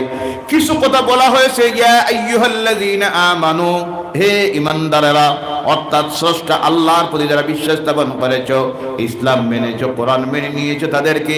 আর অধিকাংশ কথা কোরআনে বলা হয়েছে ইয়া আইয়ুহান নাস, হে মানব মণ্ডলী। কারণ ইসলাম এসেছে গোটা পৃথিবীর মানুষের জন্য, কোরআন এসেছে গোটা পৃথিবীর মানুষের জন্য। আল্লাহ পাক গোটা পৃথিবীর স্রষ্টার সৃষ্টিতে যায় কিছু, সব কিছুর স্রষ্টা হলেন আল্লাহ। এর জন্য উনি কথা বলতে গিয়ে গোটা পৃথিবীর মানব মণ্ডলীর কল্যাণে কথা বলেছেন। এই জায়গার মধ্যে আল্লাহ দুনিয়ার প্রত্যেকটা মানুষকে উদ্দেশ্য করে জানাইয়া দিতেছেন, এই যে মদ যেটা, জুয়া যেটা, লটারি যেটা, তোমাদের স্রষ্টাকে বাদ দিয়ে তোমরা তোমাদের নিজের মন গড়া কোনো সৃষ্টি বানাইয়া তার উপাসনা করা তোমাদের জন্য অবৈধ, হারাম। ইসলাম শান্তি চায়। কথা বলেন, কি চায়? শান্তি প্রতিষ্ঠিত করতে হলে, ব্যবস্থা করতে হয়। এখানে 4টা জিনিসকে অবৈধ করল। ইসলামের মধ্যে কিছু জিনিস আছে বৈধ, কিছু জিনিস আছে অবৈধ, আসেনি না? কিছু জিনিস আছে পবিত্র, কিছু জিনিস অপবিত্র। আল্লাহ বলছেন বৈধ যা গ্রহণ করো, অবৈধ ত্যাগ করো। পবিত্র যা তা তোমরা গ্রহণ করো, অপবিত্রটা তোমরা ত্যাগ করো। আরো কিছু জিনিস, আজকের আধুনিক বিজ্ঞানের যত উন্নতি হচ্ছে, 1500 বছর আগে কোরআন যে সমস্ত জিনিসকে অবৈধ ঘোষণা দিয়েছিল, তার এফেক্টটা কি সমাজের মধ্যে পড়ে, কেন অবৈধ বলা হলো, হারাম বলা হলো, আজকের আধুনিক বিজ্ঞান রিসার্চ করে করে যে কথাগুলি বলতেছে, মানুষ অবাক হয়ে যাচ্ছে। মানুষ দেখতেছে মুহাম্মদ সাল্লাল্লাহু আলাইহি সাল্লাম কত বড় বৈজ্ঞানিক ছিলেন, বলো সুবহানাল্লাহ। যেমন কোরআনুল কারীমের মধ্যে আরো কিছু জিনিসকে হারাম করা হলো। কোন কোন জিনিস?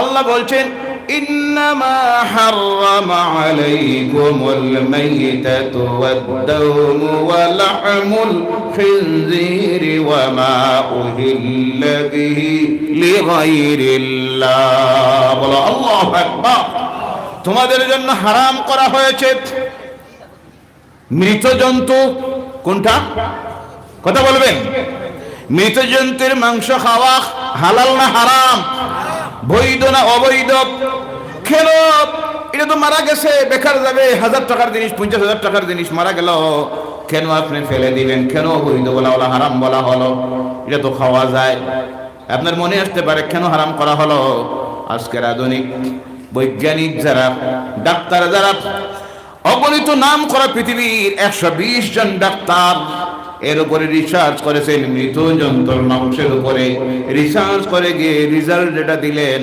পৃথিবীর মানুষ অবাক হয়ে গেল আরে 1500 বছর আগে ইসলাম কেন মৃত জন্তুর মাংসকে হারাম করলো তারা দেখলো গিয়ে এই মৃত জন্তু যখন মারা যায় মারা যাওয়ার পর তার বডির মধ্যে যে ব্লাডটা থাকে রক্তটা রাখে গোটা রক্তটা চুষে নিয়ে তার বডির মাংস আর এই মাংসের মধ্যে ব্লাডটা যখন ঢুকে যায় এর মধ্যে ভাইরাস তৈরি হয়ে যায় জীবাণু তৈরি হয় এই মৃত জন্তুর মাংস যদি কেউ খায় মারাত্মক 50টার ঊর্ধ্বে রোগে আক্রান্ত হওয়ার সম্ভাবনা আছে এর জন্য 1500 বছর আগে ইসলাম বলেছে সেটা তোমাদের জন্য হারাম সুবহানাল্লাহ বলেন না 2 নম্বরে হারাম করা হলো দাওমান প্রবাহিতমান রক্ত কেন যখন কোনো জন্তুকে জবাই করা হয় করার পর যে রক্তটা ফিসকারি মেরে আমরা বলি বাহির হয় সেই রক্তটাকে ইসলাম হারাম করলো কেন হারাম করলো হারাম করার কারণ হলো এর উপরেও রিসার্চ করা হয়েছে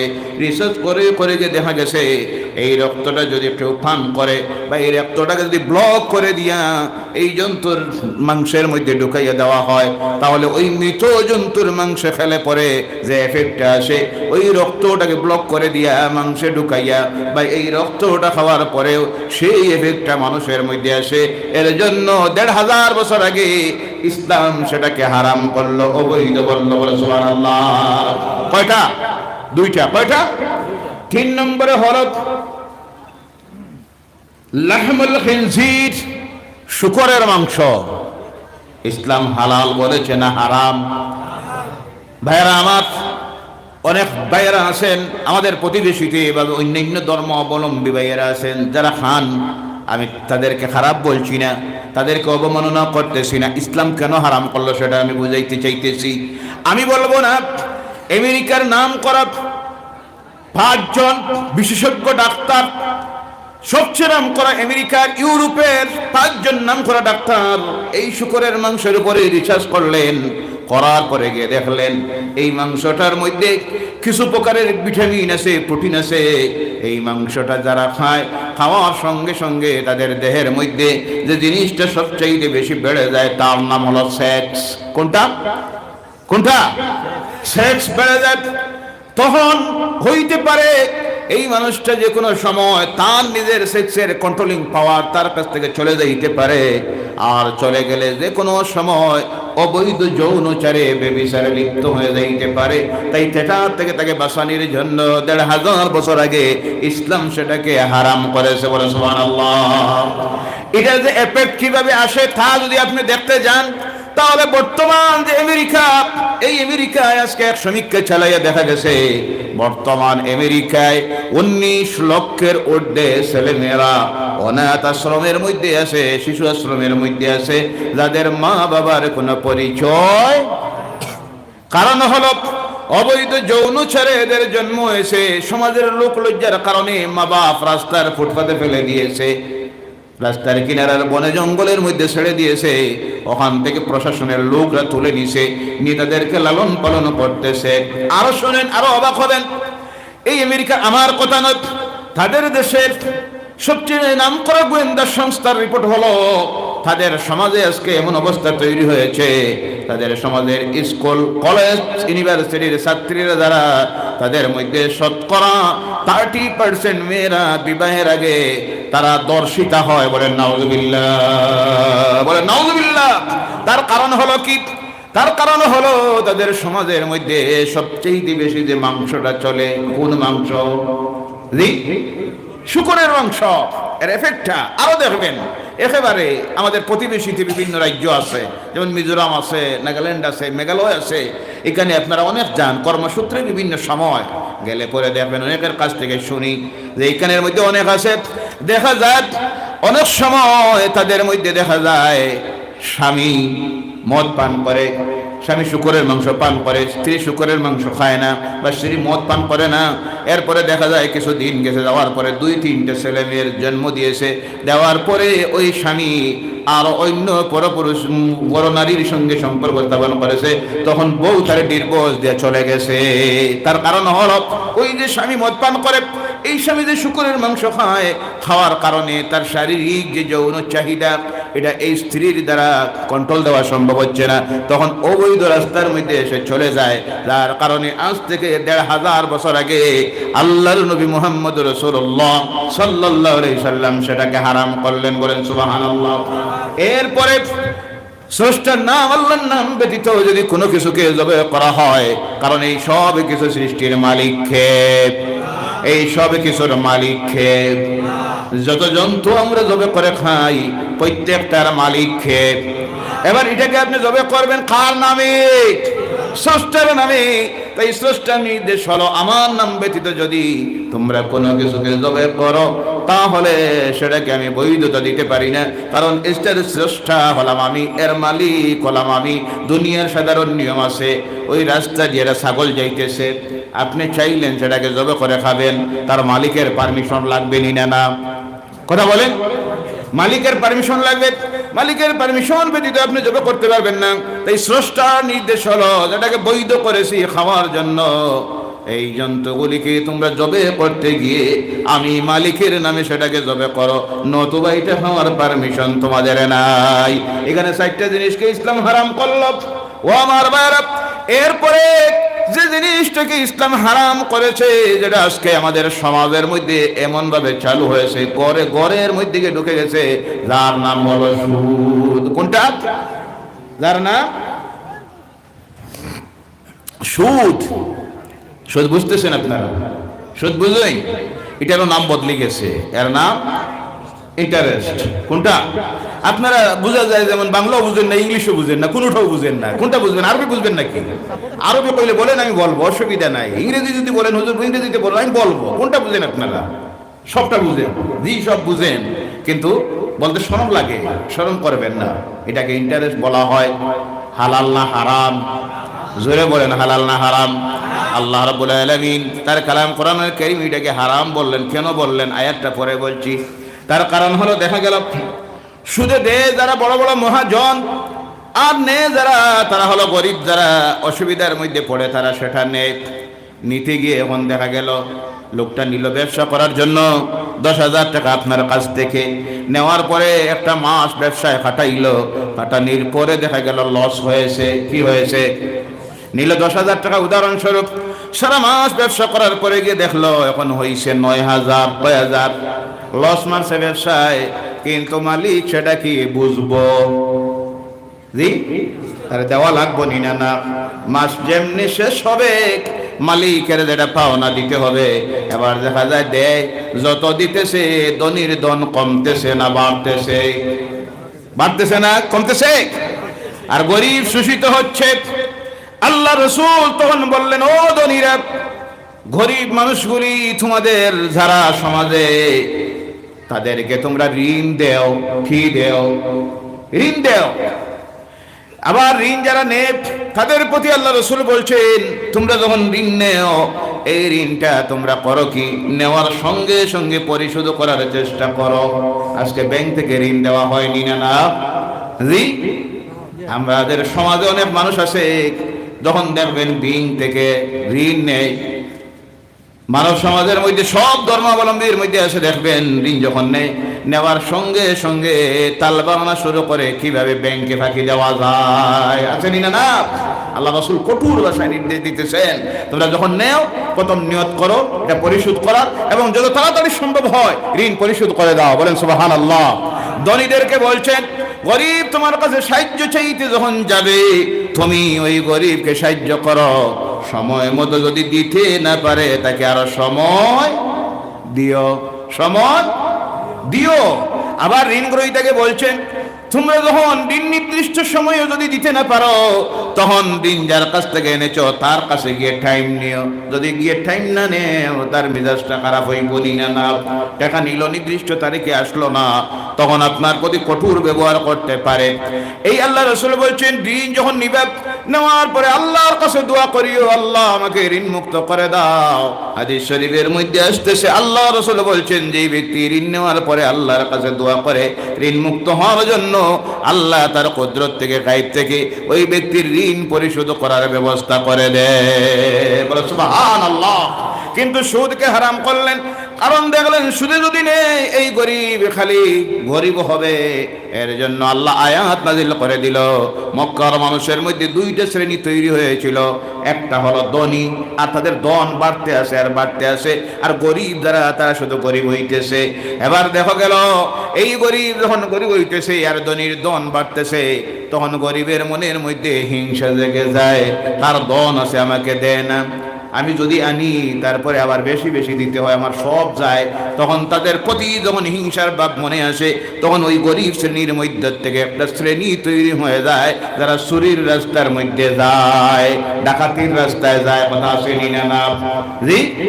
তখন আল্লাহ রাসূল সাল্লাল্লাহু আলাইহি সাল্লাম একদিকে সুদ হারাম করলেন, জানাইয়া দিলেন, আল্লাহ আয়াত নাযিল করলো, আহাল্লাল্লাহুল বাই'a ওয়া হাররামার রিবা, তোমাদের জন্য ব্যবসা হালাল, ব্যবসা বৈধ, সুদ হারাম। সুদ, কথা বলেন, সুদ হারাম। কতটুকু হারাম, কতটুকু নিন্দনীয় কাজ ইসলামে। কিন্তু বড় দুঃখ লাগে, আফসোস লাগে, আজকে আমাদের সমাজের মানুষ ওই সুদগুলি, মদ গুলিকে নফরত করে না।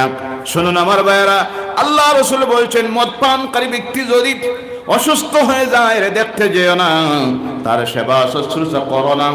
উলামায়ে কেরামরা লিখতেছেন, এটা মারা গেলে তার জানাজার নামাজে শরীক। কেন? তার প্রতি কোনো দুশ্মনী আছে আমাদের? জি, তার প্রতি কোনো দুশ্মনী নয়, সংশোধনের রাস্তায় তারে আনার জন্য, যাতে সংশোধিত হত, তার মতো যারা অপরাধীরা এই খারাপ কাজটায় লিপ্ত, তারা যাতে সংশোধিত হয়, তারা যাতে দেখে এই কাজটা যদি আমি করি, তাহলে আমি যদি অসুস্থ হই কেউ আমাকে দেখতে আসবে না, আমার সেবা করবে না, আমি যদি মারা যাই শেষ কৃত্যে জানাজায়ও শরীক হবে না। এটা দেখে যেন এই গুনাহের কাজে যারা লিপ্ত তারা যেন হেদায়েতের রাস্তায় আসে। অনুরূপভাবে আল্লাহ রাসূল বলেছেন, শুধু যদি অসুস্থ হয় তাকে দেখতে যেও না, তার সেবা শুশ্রূষা করিও না। এটা যদি মারা যায়, ফুকাহায়ে কেরাম লিখতেছেন, তার জানাজার নামাজে শরীক হয়ও আমরা কি করি? জি, দেখবেন আমাদের সমাজে আছে, কেউ যদি মদ পান করে শাস্তি দেওয়া হয়, জি আসেনি না? আবার দেখবেন এই সমাজে আবার যে সুদ গ্রহণ করে মসজিদে গিয়ে যখন ঢুকে, কারণ সুদ খাইলে তো ধনী, জি আসেনি না? সুদ খাইলে ধনী, মসজিদে গিয়ে যখন ঢুকে তখন বলা হয়, চলে যান চলে যান আগের সবে। নাউজুবিল্লাহ বললেন না? কোনটা তো ইরাও আছে, মসজিদের প্রেসিডেন্ট সাহেব, নাউজুবিল্লাহ বললেন না? সেক্রেটারি সাহেব, নাম কোন সুদখোর ঘুষখোর, নাউজুবিল্লাহ বললেন না? শুনুন আমার ভাইরা, সংক্ষিপ্ত ভাবে দুইটা হাদিস শুনে শুনাইতেছি। আল্লাহ রাসূল সাল্লাল্লাহু আলাইহি সাল্লাম বলছেন, কোন ব্যক্তি যদি 1 টাকা পরিমাণ সুদ গ্রহণ করে, সেই ব্যক্তি 34 বার জিনা করলে, ব্যভিচার করলে যে পাপ হয়, 1 টাকা পরিমাণ সুদ গ্রহণ করলে তার আমলনামায় আল্লাহ সেই পরিমাণ পাপ লিখে দেয়। নাউজুবিল্লাহ বললেন না? জোরে বলেন নাউজুবিল্লাহ। আর শুনুন, আল্লাহ রাসূল সাল্লাল্লাহু আলাইহি সাল্লাম বলছেন, কোন ব্যক্তি যদি 1 টাকা পরিমাণ, সুদের কয়েকটা স্তর আছে, সবচেয়ে নিম্ন স্তরের সুদ হলো কোন ব্যক্তি যদি তার আপন মাকে বিবাহ করে। নাউজুবিল্লাহ বললেন না? এটা কি সম্ভব? আছে? কোন ধর্মের মানুষ সেটা কখনো মেনে নিতে পারে না, গ্রহণ করবে না, তার বিবেক তাকে বাধা দিবে। নিজের আপন মাকে কেউ বিবাহ করে না, করতে পারবেও না। আল্লাহ রাসূল বলছেন, কেউ যদি এত বড় অপরাধের কাজ করে নেই, নিজের আপন মাকে যদি বিবাহ করে নিলে যে গুনাহটা হবে, পাপ হবে। কোন ব্যক্তি যদি সুদের 1 দিরহাম পরিমাণ, 1 টাকা পরিমাণ গ্রহণ করে নেয়, তার আমলনামায় সেই পরিমাণের গুনাহ পাপ লেখা হয়ে যায়। বলে নাউজুবিল্লাহ। সমাজের ভারসাম্য রাখার জন্য, ধনসম্পদের, ধনী আর গরিবের যাতে ব্যবধান তৈরি না হয়, গরিবরা যাতে শোষিত না হয়। এবার তো সুদের রাস্তা বন্ধ করে দিল ইসলাম।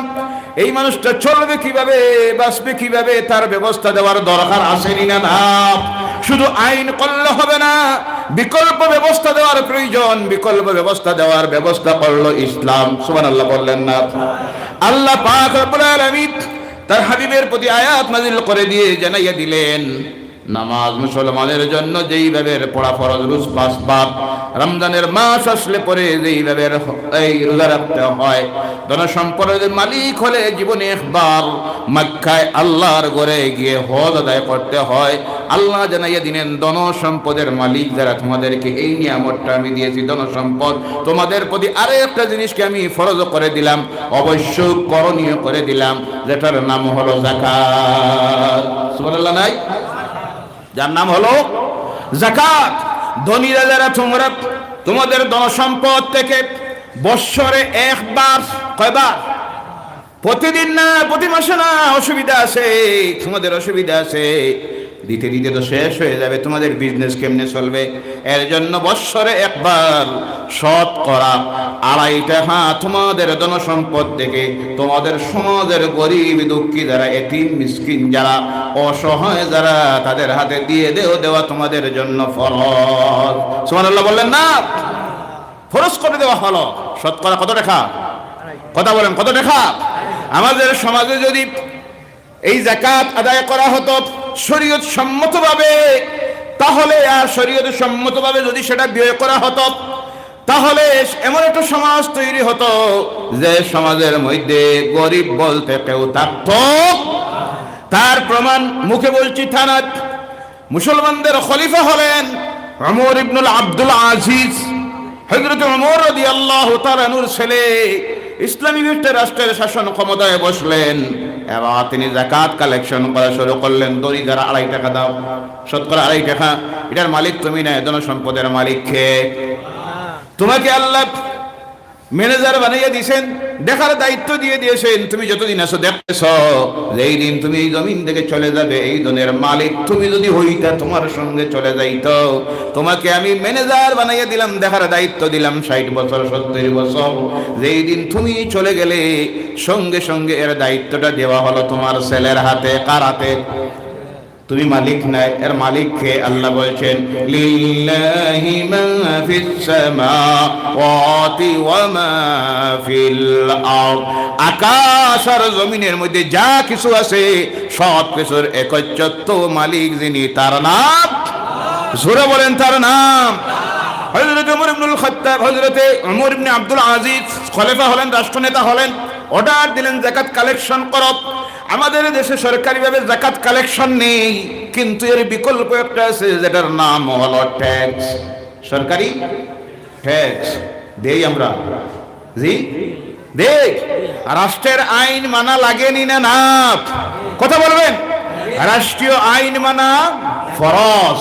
রাষ্ট্রীয় আইন যে দেশে আপনি থাকবেন, সেই দেশের আইন মানে চলতে হবে। আইন লঙ্ঘন করবে, ইসলাম সেই অনুমতি আপনাকে দেয় নাই। রাষ্ট্রীয় আইন মানতে হবে যেই দেশে আপনি থাকবেন।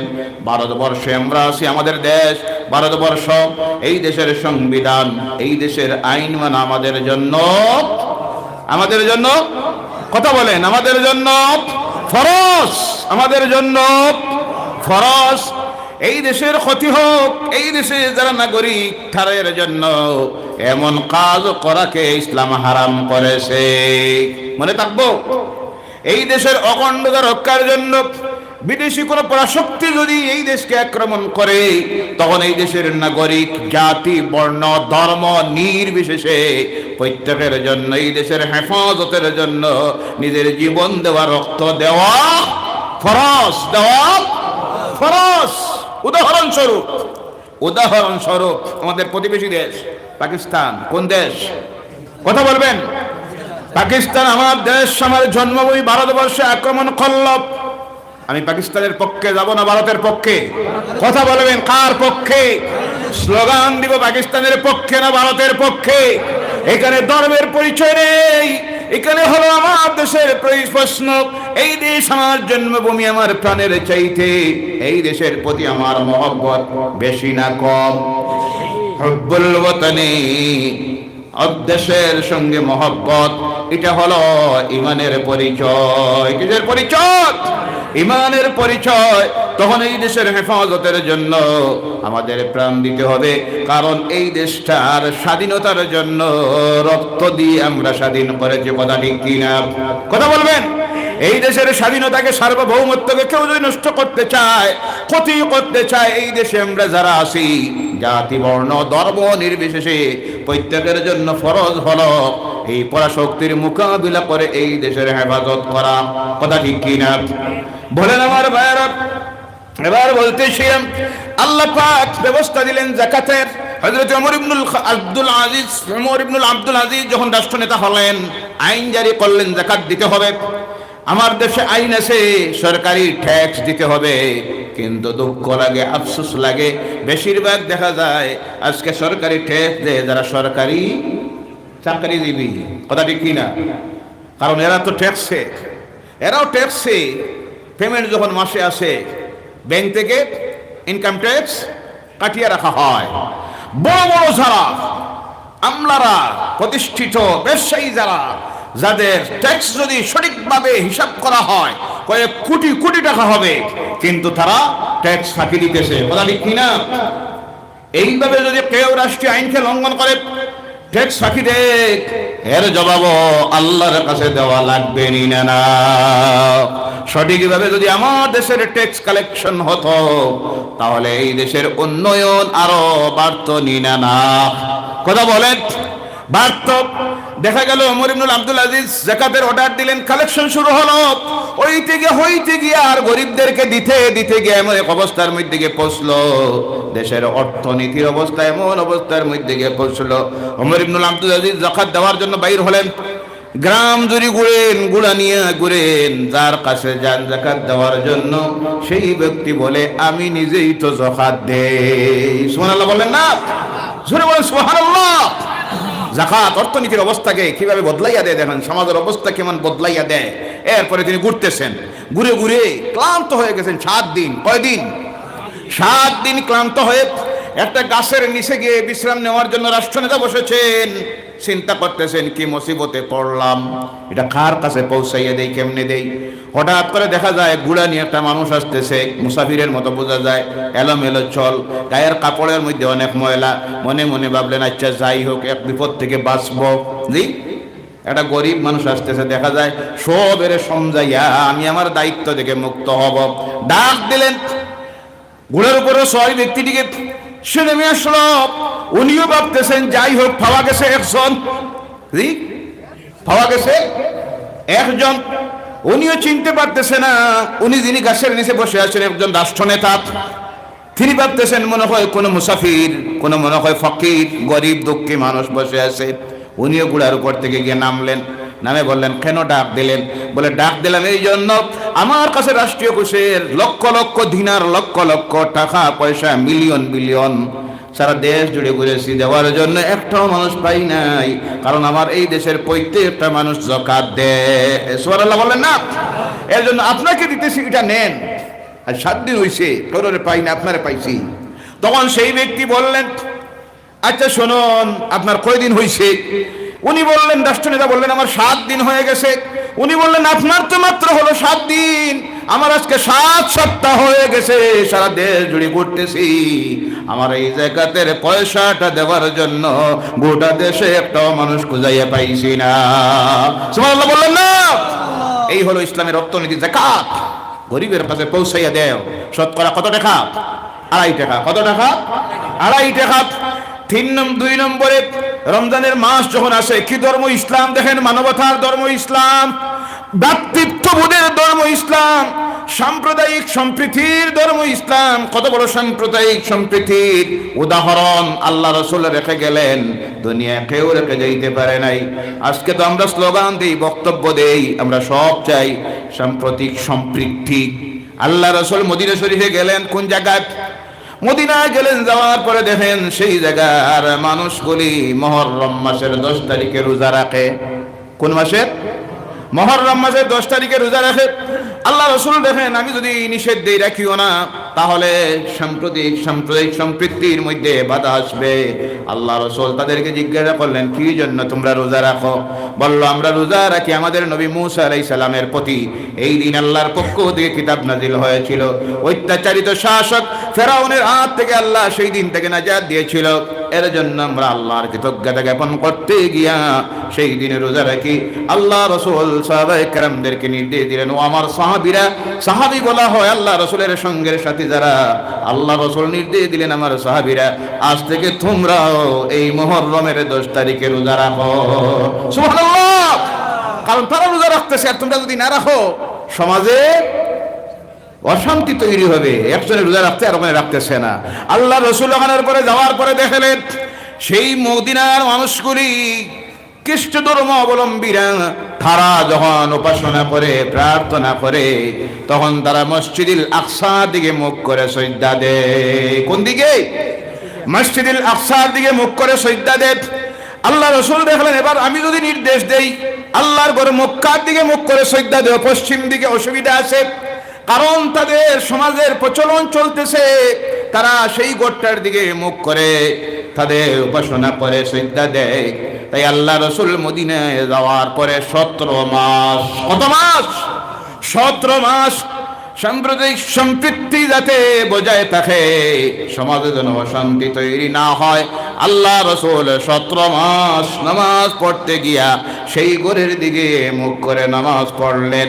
এরপরে আল্লাহ যখন আয়াত নাজিল করে জানাইয়ে দিল, আমার হাবিব আপনি এবার পশ্চিম দিকে ফিরে যান, তখন আল্লাহ রাসূল পশ্চিম দিকে ফিরলেন। বলেন সুবহানাল্লাহ।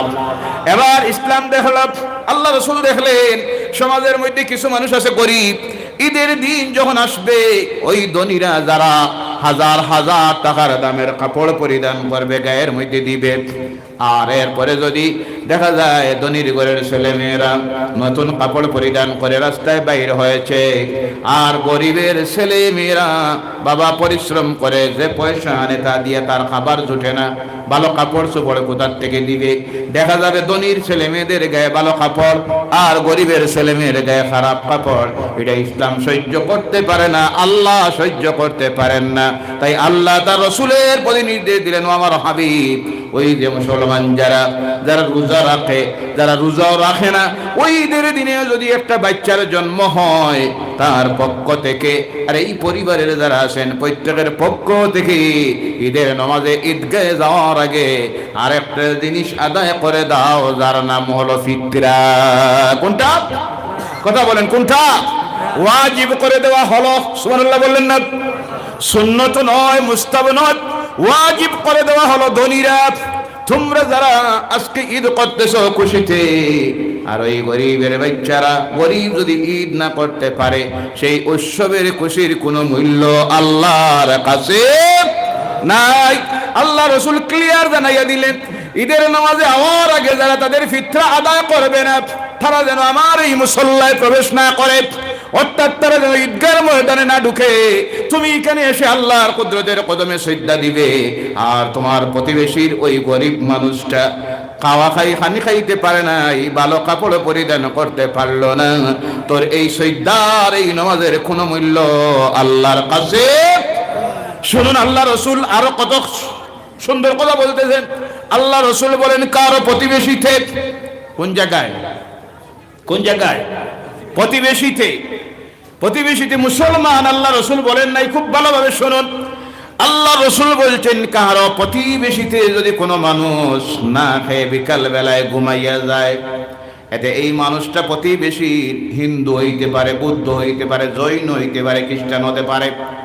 কোনো মানুষ, আল্লাহ রাসূল বলছেন, তোমার প্রতিবেশীতে কোনো মানুষ যদি বিকাল বেলায় না খেয়ে ঘুমাইয়া যায়, আর কোনো ধনী এই খবর জানার পরে যদি এই গরিবের বাড়িতে কোনো কিছু না পাঠাইয়া দিয়া সে নিজে পেট ভরে খাইয়া রাত্রিতে ঘুমাইয়া যায়, ঘুমানি মাত্র এই ধনীর সঙ্গে আল্লাহ আল্লাহ রসুলের সম্পর্ক চিহ্ন হয়ে যায়। সুবহানাল্লাহ বললেন না? সুবহানাল্লাহ সুবহানাল্লাহ। কি ধর্ম ভাইয়ারা আমার! আল্লাহ রসুল সাল্লাল্লাহু আলাইহি ওয়াসাল্লাম, এবার দেখা গেল সেই সমাজের মধ্যে জেনা চলে, বেবিচার চলে, তখন সেখানে কোনো আইন নাই বেবিচারের বিরুদ্ধে। আল্লাহ পাক প্রথম আয়াত নাজিল করলেন বেবিচারকে বন্ধ করার জন্য। প্রথম আয়াত নাজিল করলেন ওয়ালা তাকরাবুজ জিনা ইন্নাহু কানা ফাহিশাতাও ওয়া সাআ সাবিলা। বলো আল্লাহু আকবার। জেনা হলো বেবিচার, এই বেবিচারের নিকটবর্তী তোমরা হয় না, করা তো দূরের কথা, এর নিকটে তোমরা যেও না। কেননা এটা হলো খারাপ কাজগুলির একটা রাস্তা। ও আমার ভাইয়েরা মুসলমানেরা, জেনা সম্পর্কে এবার আয়াত নাজিল করলেন, আইন আল্লাহ জারি করা শুরু করলেন। দেখলেন এই বেবিচার থেকে, নারী দর্শন থেকে নারীকে যদি বাঁচাইতে হয় কঠোর আইনের প্রয়োজন। কঠোর আইন ছাড়া নারীর ইজ্জত, নারীর সম্মান, নারী দর্শন রোধ করা যাবে না। আজকে গোটা পৃথিবী জুড়ে সবচেয়ে মারাত্মক যেটা চলতেছে, নারীকে দর্শন থেকে বাঁচানোর জন্য, ইফটিজিং থেকে বাঁচানোর জন্য কত আইন তৈরি করা হচ্ছে, কিন্তু কোনো কিছু দিয়ে নারীকে হেফাজত করা যাচ্ছে না, বাঁচানো সম্ভব হচ্ছে না। তার কারণ হলো নারী দর্শকদের ব্যাপারে আইনটা কঠোর নয়। আজ থেকে ১৫০০ বছর আগে ইসলাম আইন জারি করল, কেউ যদি অবিবাহিত বিবাহিত যদি কেউ জিনা করে নেয়, নারী দর্শন করে, বেবিচারে ধরা পড়ে, তার ইসলামের আইনের বিধান হলো তাকে তোমরা একটা জায়গায় গর্ত করো, একটা গর্ত করো, গলা পর্যন্ত যেন ঢুকে। কতটুক? কতটুক? গলা পর্যন্ত যেন ঢুকে।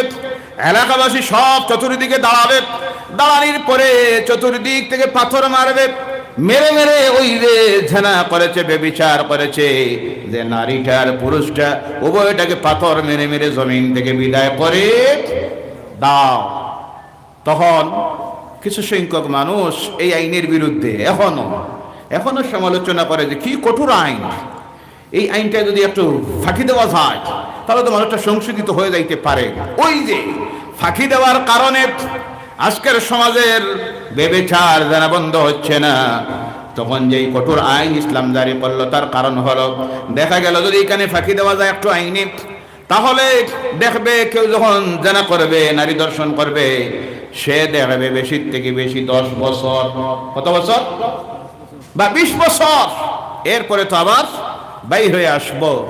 আর যদি দেখা যায় ভালো সার পাওয়া যায়, কি পাওয়া যায়? আসেনি না এখন ভালো সার, বুঝছে? ভালো সার বলতে এখন আমাদের সমাজের মানুষ বুঝে যে থানার সব না যে থানার ওসি সাহেব ঘুষ বেশি লয়, অনেকে দেখবেন অনেক সময় কয় এখন খুব ভালো একজন সার আইছে, হয়নি না, গেলেও কাম হয়ে যায়, গেলে কাম হয়ে যায়, মানে মাল দিলে কাম হয়ে যায়, তখন এরে বলা হয় ভালো সার। নাউজুবিল্লাহ বললেন না? দেখা যায় যদি আইনি এখানে অনেক সময় দেখা যায় সেখানে গিয়ে দিল 10,000, 20,000, 50,000, থানার থেকে জামিনে মুক্ত হয়ে গেল, কোর্টে বিচার চলতেছে, হাইকোর্টে চললো, ওখান থেকে সে তার পয়সা জুড়ে নিয়ে গেল সুপ্রিম কোর্টে, বিচার চলতে গিয়ে বিচার চললো 15 বছর। কত বছর? এবার কোর্ট থেকে রায় বাইর হলো, আইন পাস করা হলো, রায় দেওয়া হলো, সুপ্রিম কোর্ট থেকে ওই নারী দর্শনকারীকে ফাঁসিতে ঝুলাও। খুঁজাইয়া গিয়া দেখা যায় এত বহুত আগে কবরস্থানে না হয় শ্মশানে চলে গেছে। কথা ঠিক না? এর জন্য পারতেছে। তখন ইসলাম আইন করল এদেরকে কি করো, পাথর মেরে বিদায় করে দাও। কি কারণে? এলাকার মানুষ সম্মিলিতভাবে সেখানে যেন উপস্থিত থাকে, থাকলে পরে কি হবে, নারী দর্শনকারী যারা ইফটিজিং যারা করে তারা দেখবে এই অপরাধটা করলে পরে দুনিয়ায় আর থাকা সম্ভব নয়, পরের দিন পাথর মেরে মেরে জমিন থেকে বিদায় করে দেওয়া হবে। এই আইন চালু হওয়ার কারণে আজকে সৌদি আরবের মতো দেশে জেনার মতো একটা ঘটনা ঘটে না। সুবহানাল্লাহ। কারণ যখন মিডিয়ায় পত্রিকায় পরের দিন যখন সংবাদ বাইর হবে গতকাল একটা লোক একজন নারীকে দর্শন করেছিল, পরের দিন তারে কি করা হয়েছে, জমিন থেকে বিদায় করে দেওয়া হয়েছে। এইভাবে চরিত্রহীন বাকি যারা আছে তারা দেখবে আমিও যদি ওই কাজে যাই আর ধরা যদি পড়ি আর বাঁচব না, তখন এই খারাপ কাজের দিকে যাওয়ার তার আর সাহস হবে না। এর জন্য এখানে কঠোর আইন ইসলাম জারি করল। 2 নম্বরে, আজকে যে আমাদের সমাজের মধ্যে জেনার সংখ্যা, নারী দর্শনের ঘটনাগুলি ঘটতেছে, এর আর একটা কারণ হলো আজকে আমাদের সমাজের মধ্যে নারী পুরুষের পোশাকের মধ্যে কোনো ব্যবধান নাই। ভাইয়েরা আমার, সৃষ্টিতে আল্লাহ পাক সৃষ্টিতে 2 শ্রেণী তৈরি করেছেন।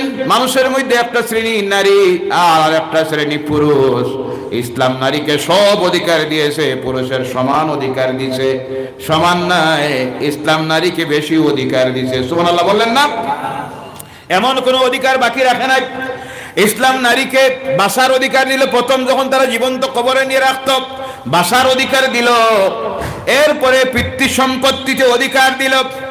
বিবাহের সময় সবচেয়ে বড় যে মর্যাদা নারীকে ইসলাম দিল, সেই মর্যাদাটার নাম হলো মোহর। কোনটা? কথা বলবেন, কোনটা? মোহর দেওয়া ফরজ না সুন্নত? চিন্তা করছেন? ইনো যারা সব বিবাহিত না অবিবাহিত? জি, সব বিবাহিত না অবিবাহিত? দেখি দেখি কারা কারা বিবাহিত একটাবার দেখি চাই। আচ্ছা, 2-4 জন। জি, বাকি নাই নাকি? আরে অনেক তো দেখি দাড়ি পাকার সময় হয়ে গেল, হাত উঠাইলা না, মানে নিয়ত করছেন আর বিয়া না জিন্দিগিতে। হাত তুলেন তো দেখি কারা বিবাহিতরা। আচ্ছা, দেখি হাত নামান। অবিবাহিত কারা? তারা দেখি তাই। এই শরমের ব্যাপার নাই, হাত উঠান, হাত উঠান। এটা তো আলহামদুলিল্লাহ বুঝছি অনেক বিবাহিতরা আছেন। এবার শুনুন তো, মোহর দেওয়া ফরজ না সুন্নত? ফরজ না সুন্নত? ফরজ। কিন্তু আমরা সেটা আজকে বুঝি না। ইসলাম নারীকে সেই অধিকার দিল। কেন মোহরটার ব্যবস্থা ইসলাম করলো? এটা হলো নারীর জীবনের নিরাপত্তার গ্যারান্টি। বলো সুবহানাল্লাহ। স্বামীর বাড়িতে চলে গেল, এবার বাড়ির থেকে, বাবার বাড়ির থেকে চলে গেছে, স্বামীর বাড়িতে যাওয়ার পরে স্বামী মারা গেল হঠাৎ। এই স্বামীর বাড়ি থেকে যদি খালিয়াতে আসে, তার বাড়িতে আসার পরে বাবাও নাই, মাও নাই, মারা গেছেন।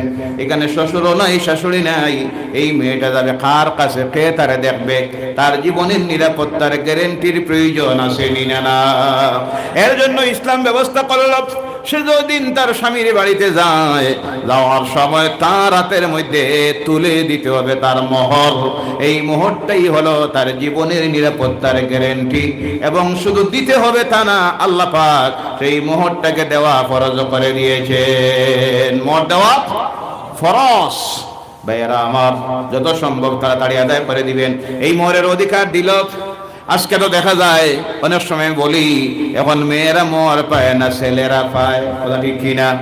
জি, আমাদের সমাজে দেখবেন এই প্রথাটা চালু হয়ে গেছে। যখন মেয়ে বিবাহ দেওয়া হয়, দিতে গিয়ে মেয়ে পাইল মোহর 1 লক্ষ টাকা। কত টাকা? 1 লাখ। নগদ না বাকি?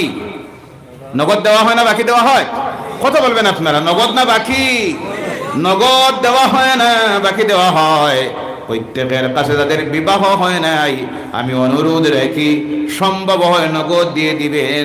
সব যদি সম্ভব না হয়, কমপক্ষে বিবাহের দিন 10-20 হাজার টাকা নগদ দিবেন। রাজি আছেন?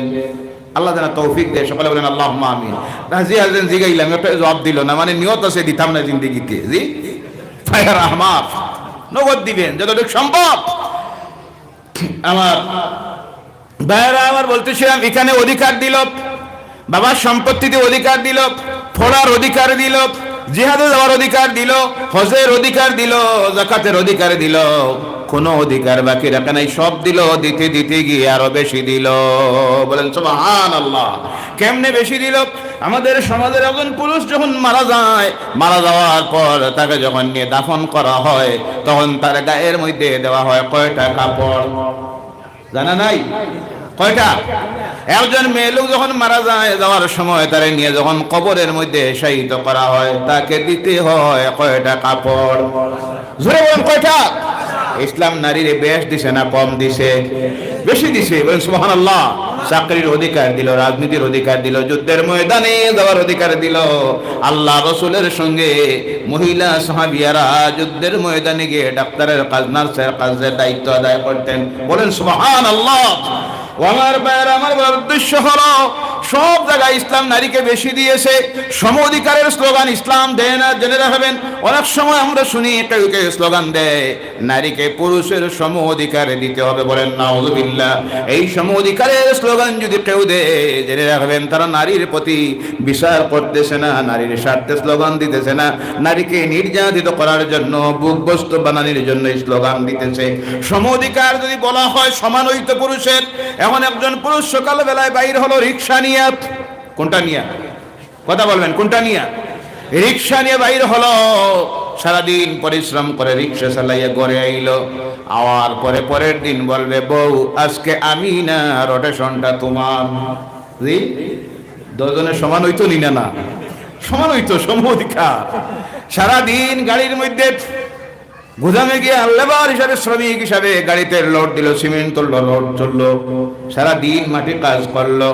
করার পরে পরের দিন আসিয়া বউকে বলবে বউ এখন সম অধিকার হইতো, আজকে আমি না তুমি যাও। এর নাম সম অধিকার, এর নাম সম অধিকার। ইসলাম সম অধিকার বলে নাই, ইসলাম নারীকে বেশি অধিকার দিয়েছে। এর উদাহরণ দিতে গেলে অনেক সময় লাগবে, সেদিকে আমি যাচ্ছি না। আমার বলার উদ্দেশ্য হলো সৃষ্টিতে আল্লাহ দুই শ্রেণীকে দুই ভাবে তৈরি করেছে। গঠনের মধ্যে আল্লাহ ব্যবধান রাখছেন না? কথা বলেন। কারণ হলো কি, পুরুষের মুখের মধ্যে দাড়ি উঠে, মহিলার দাড়ি আছে। পুরুষের মুখের মধ্যে মুছ আসে, এটা পুরুষের জন্য সৌন্দর্যতা। বলেন সুবহানাল্লাহ। নারীর মুখে সৌন্দর্যতা হলো মুসবিহীন, আল্লাহ সেখানে মুছ দেয় নাই। পুরুষের মাথার চুল যদি ছোট্ট হয় সুন্দর, না নাম্বা হইলে সুন্দর? কোনটা সুন্দর? জি, বাট্টি হইলে সুন্দর। সব দিকে এক সমান হইলে সুন্দর, না সব দিক কাটিয়া মাঝে দিয়া গুড়ার মতো রাখলে সুন্দর? কোনটা চলছে নি না? চলছে। নাউযুবিল্লাহ বললেন না? কোন সুস্থ মস্তিষ্কের যুবক এই সব আজে বাজে কাজ করতে পারে? কথা বলেন আপনি, পারে? কোন ধর্মে এটা আছে? কোন ধর্মীয় অবতাররা, স্বামী সর্বানন্দজি, স্বামী অনুকূল ঠাকুর, স্বামী বিবেকানন্দজি, আরো অনেক স্বামীরা আছেন, হিন্দু ধর্মের প্রচারক পণ্ডিতেরা, খ্রিস্ট ধর্মের যারা আছেন, এই বিপদকে বলা হয়, পাদ্রী বলা হয়, ইসলাম ধর্মের আছেন, বিভিন্ন ধর্মের আছেন। কোন ধর্মীয় অবতার রাখি তাদের অনুসারীদেরকে বলে গেছেন যে তোমরা সব কাটিয়ে গুলের বাচ্চা হইয়া থাকিও? আছে কোন ধর্মে? ওই যে আমি শুরুতে বলেছিলাম, ধর্ম একদিকে, আমরা চলতেছি আর একদিকে। ধর্মের কথা, ধর্মের বাণী আজকে মসজিদে, মন্দিরে, গির্জায় নাম করে, আর আমরা আমাদের মন গড়া ইচ্ছা মতো চলতেছি, যে চলার কারণে সমাজে অশান্তি তৈরি হচ্ছে। কি তৈরি হচ্ছে? আল্লাহ পাক সৃষ্টির দুইটা শ্রেণী করলেন। নারীকে সৃষ্টি করতে গিয়ে আল্লাহ কিছু আকর্ষণ তার মধ্যে দিলেন, যাতে পুরুষেরা তার প্রতি আকর্ষিত হয়। এর জন্য এই নারীরা এই আকর্ষণে যখন রাস্তায় বাইর হবে, এই বাইর হতে গিয়া কিছু মানুষ সমাজের মধ্যে আছে চরিত্রহীন, লম্পট। এদের কুদৃষ্টি তাদের প্রতি পড়ে যাবে, যে কোনো সময় তারা ইফটিজিংয়ের শিকার হতে পারে, দর্শনের শিকার হতে পারে। এর জন্য পোশাকের মধ্যে আল্লাহ ব্যবধান তৈরি করলেন। পুরুষ যারা, তাদের প্রতি নির্দেশ দেওয়া হলো নাভির থেকে হাঁটুর নিচ পর্যন্ত সর্বসময় যেন তারা দেখে রাখা তাদের জন্য ফরজ। তাদের জন্য, কথা বলবেন, তাদের জন্য ফরজ। নিচের দিকে যাইতে গিয়ে পুরুষের কাপড়টা যাবে টখনুর, উপরে না নিচে? উপরে না নিচে? ভাইরা আমার, নিচে গেলে ক্ষতিটা হয় কি? আজকে আধুনিক বিজ্ঞানের ডাক্তারেরা 1450 বছর আগে আল্লাহর নবী বলে গেলেন টকনুর উপরে রাখো। আজকে তার আগে পরীক্ষা করে দেখতেছে, যে সমস্ত মানুষগুলির অভ্যাস হয়ে যায় সব সময় তারা কাপড় পরিধান করতে গিয়ে জমিন দিয়ে যায়, টাকনুর নিচ দিয়ে যায়, এদের কয়েকটা রোগ দেখা দেয়। এর মধ্যে 1 নম্বরের রোগটা হয় যৌন দুর্বলতা। 2 নম্বরে এইভাবে আরো কয়েকটা বলে গিয়ে মারাত্মক কয়েকটা রোগের কথা বলেছে। যেসব পুরুষেরা সব সময় তাদের পায়ে ওই ঘিরেটা দেখে কাপড় পরিধান করে, আজ থেকে 1450 বছর আগে আল্লাহর নবী বলে গেছেন, পুরুষ যারা তোমরা এটা কাপড়টা উপরে রাখিও, আর নারী যারা তোমরা কাপড় পরিধান করতে সব সময় তোমাদের কাপড়টা যেন পায়ের নিচে থাকে, এই টকনুর নিচে থাকে। এবার তোমরা যখন গায়ের মধ্যে একটা চাদর দিবা, ঘর থেকে যখন বাইর হবা, তোমরা তোমাদের গায়ের মধ্যে একটা চাদর দিবা, যে চাদরটায় তোমাদের মুখমণ্ডলের কিছু অংশ, তোমাদের ঘাড়, তোমাদের গলা, তোমাদের পেট, তোমাদের পিঠ, তোমাদের হাতের ওই কবজির বাহির পর্যন্ত যেন ঢেকে থাকে। ওই যে চাদরটা পরিধান করা হয়, ইসলাম চাদর বলেছে, এই চাদরটা যখন দেওয়া হয়, দেখা যায় একজন মেয়ে লোক চলতে গিয়ে যে কোনো সময় অসতর্ক অবস্থায় কাপড়টা পড়ে যাইতে পারে, যাতে না পড়ে এর জন্য তার সামনে দিয়ে কিছু বটম লাগাইয়া দেওয়া হয়, আসেনি না? আর ওই দেওয়ার পরে এটার নাম দেওয়া হয় বুরকা। এর নাম কি দেওয়া হয়? এটা নারীর জন্য অন্তরাল নথ, নারীর হেফাজতের জন্য, তার নিরাপত্তা দেওয়ার জন্য এই পোশাকের বিধান তারে দেওয়া হয়েছে। এটা বলা হয় না যে একজন মেয়ে লোক হইলে পরে তার ঘরের মধ্যে থাকবে, 24 ঘন্টা ঘরে থাকবে, স্কুলে যাওয়ার পারমিশন নাই, মসজিদে যাওয়ার পারমিশন নাই, মাদ্রাসায় যাওয়ার পারমিশন নাই, অফিসে যাওয়ার পারমিশন নাই, ডাক্তারের কাছে যাওয়ার পারমিশন নাই, কলেজে যাওয়ার পারমিশন নাই, ইউনিভার্সিটিতে যাওয়ার পারমিশন নাই, এমন কোনো কথা ইসলাম বলে নাই। প্রত্যেকটা ক্ষেত্রে সে যাইতে পারে, তাকে পারমিশন দেওয়া হয়েছে, কিন্তু তার নিরাপত্তার জন্য বলা হয়েছে এমন একটা কাপড় তুমি তোমার গায়ে দিয়ে যেও, যাতে পরপুরুষ তোমার প্রতি যাতে আকৃষ্ট না হয়, তোমাকে যাতে গুনাতে আর সে যেন গুনাতে লিপ্ত না হয়। এই বিধান যে সমাজে চালু হয়ে যায়, সেই সমাজের মধ্যে নারী ধর্ষিতা হয় না। এর একটা প্রমাণ আমি অনেক সময় দিয়েছি, আপনারা জানেন। আজকে 2 বছর থেকে বন্ধ হয়ে গেছে। পৃথিবীর বিভিন্ন প্রান্ত থেকে 9 জিলহজ মাসের 9 তারিখে পৃথিবীর বিভিন্ন প্রান্ত থেকে মক্কার সৌদি আরবের আরাফাতের ময়দানে গিয়ে হাজির হয় কয়েক লক্ষ, 1-2 লক্ষ নয়, 70 থেকে 72 লক্ষের ঊর্ধ্বে মুসলমান নরনারীরা। সুবহানাল্লাহ। কোন ময়দানে? কোন ময়দানে? কথা বুঝলেন না আপনারা? কোন ময়দানে?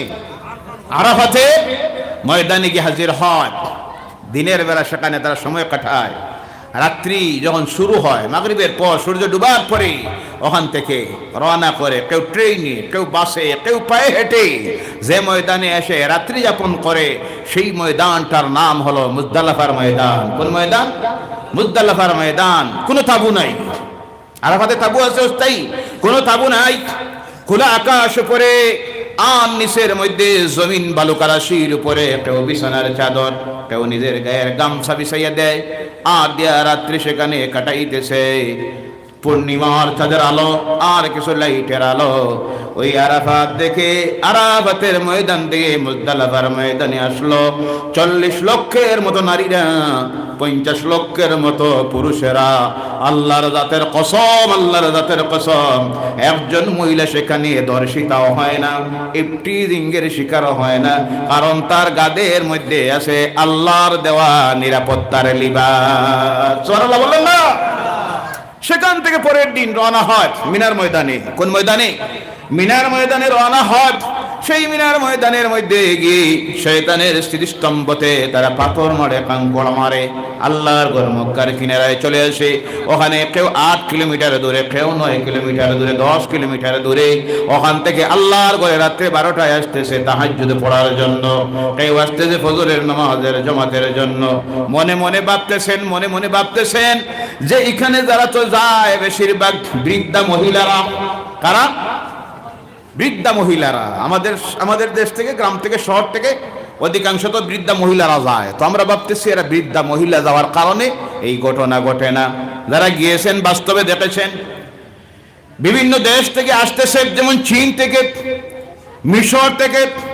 সবচেয়ে সুন্দর মানুষগুলি মিশরের, চীন দেশ থেকে আসতেছে। কত যে সৌন্দর্যতা আল্লাহ তাদের চেহারার মধ্যে দিয়েছে, বলেন সুবহানাল্লাহ। 15-20 বছরের যুবতী মেয়েরা আসতেছে। কেউ আসতেছে গোটা পরিবার নিয়ে হজ আদায় করতে গিয়া, এই 70 থেকে 80 লক্ষ মানুষ একসঙ্গে মিনার ময়দানে অবস্থান করলো 3 দিন। এরপরে আল্লাহর ঘর মক্কার চতুর্দিকে তারা তওয়াফ করতেছে, প্রদক্ষিণ করতেছে। মদিনাতুল মুনাওয়ারায় গেল, 8 দিন থাকলো। থাকার পরে গিয়ে দেখা যায় এরা আবার তার নিজের বাড়ির দিকে রওনা হয়ে গেছে। কিন্তু আল্লাহর জাতের কসম, একটাও মেয়ে দর্শিতা হলো না, ইফতিজিংয়েরও শিকার হলো না। বলে সুবহানাল্লাহ। কারণ তাদের গায়ে আছে আল্লাহর দেওয়া নিরাপত্তার ব্যবস্থা, যেটা হলো তার পোশাক, যেটা হলো তার পোশাক। আল্লাহ রাসূল সাল্লাল্লাহু আলাইহি সাল্লাম বলছেন, একটা সময় আসবে, ভবিষ্যৎবাণী করে গেছেন আমার নবী, এই পৃথিবীর যে অবস্থাটা বিভিন্ন সময় বদলেবে, এটা তিনি নিজে বলে গেছেন। এর মধ্যে একটা কথা তিনি বলেছেন, তোমরা তখন দেখবে একটা সময় আসবে মহিলারা পুরুষের পোশাক পরিধান করবে। চলছেনি না? না কথা বলেন। পুরুষেরা মহিলাদের বেশ ধারণ করবে।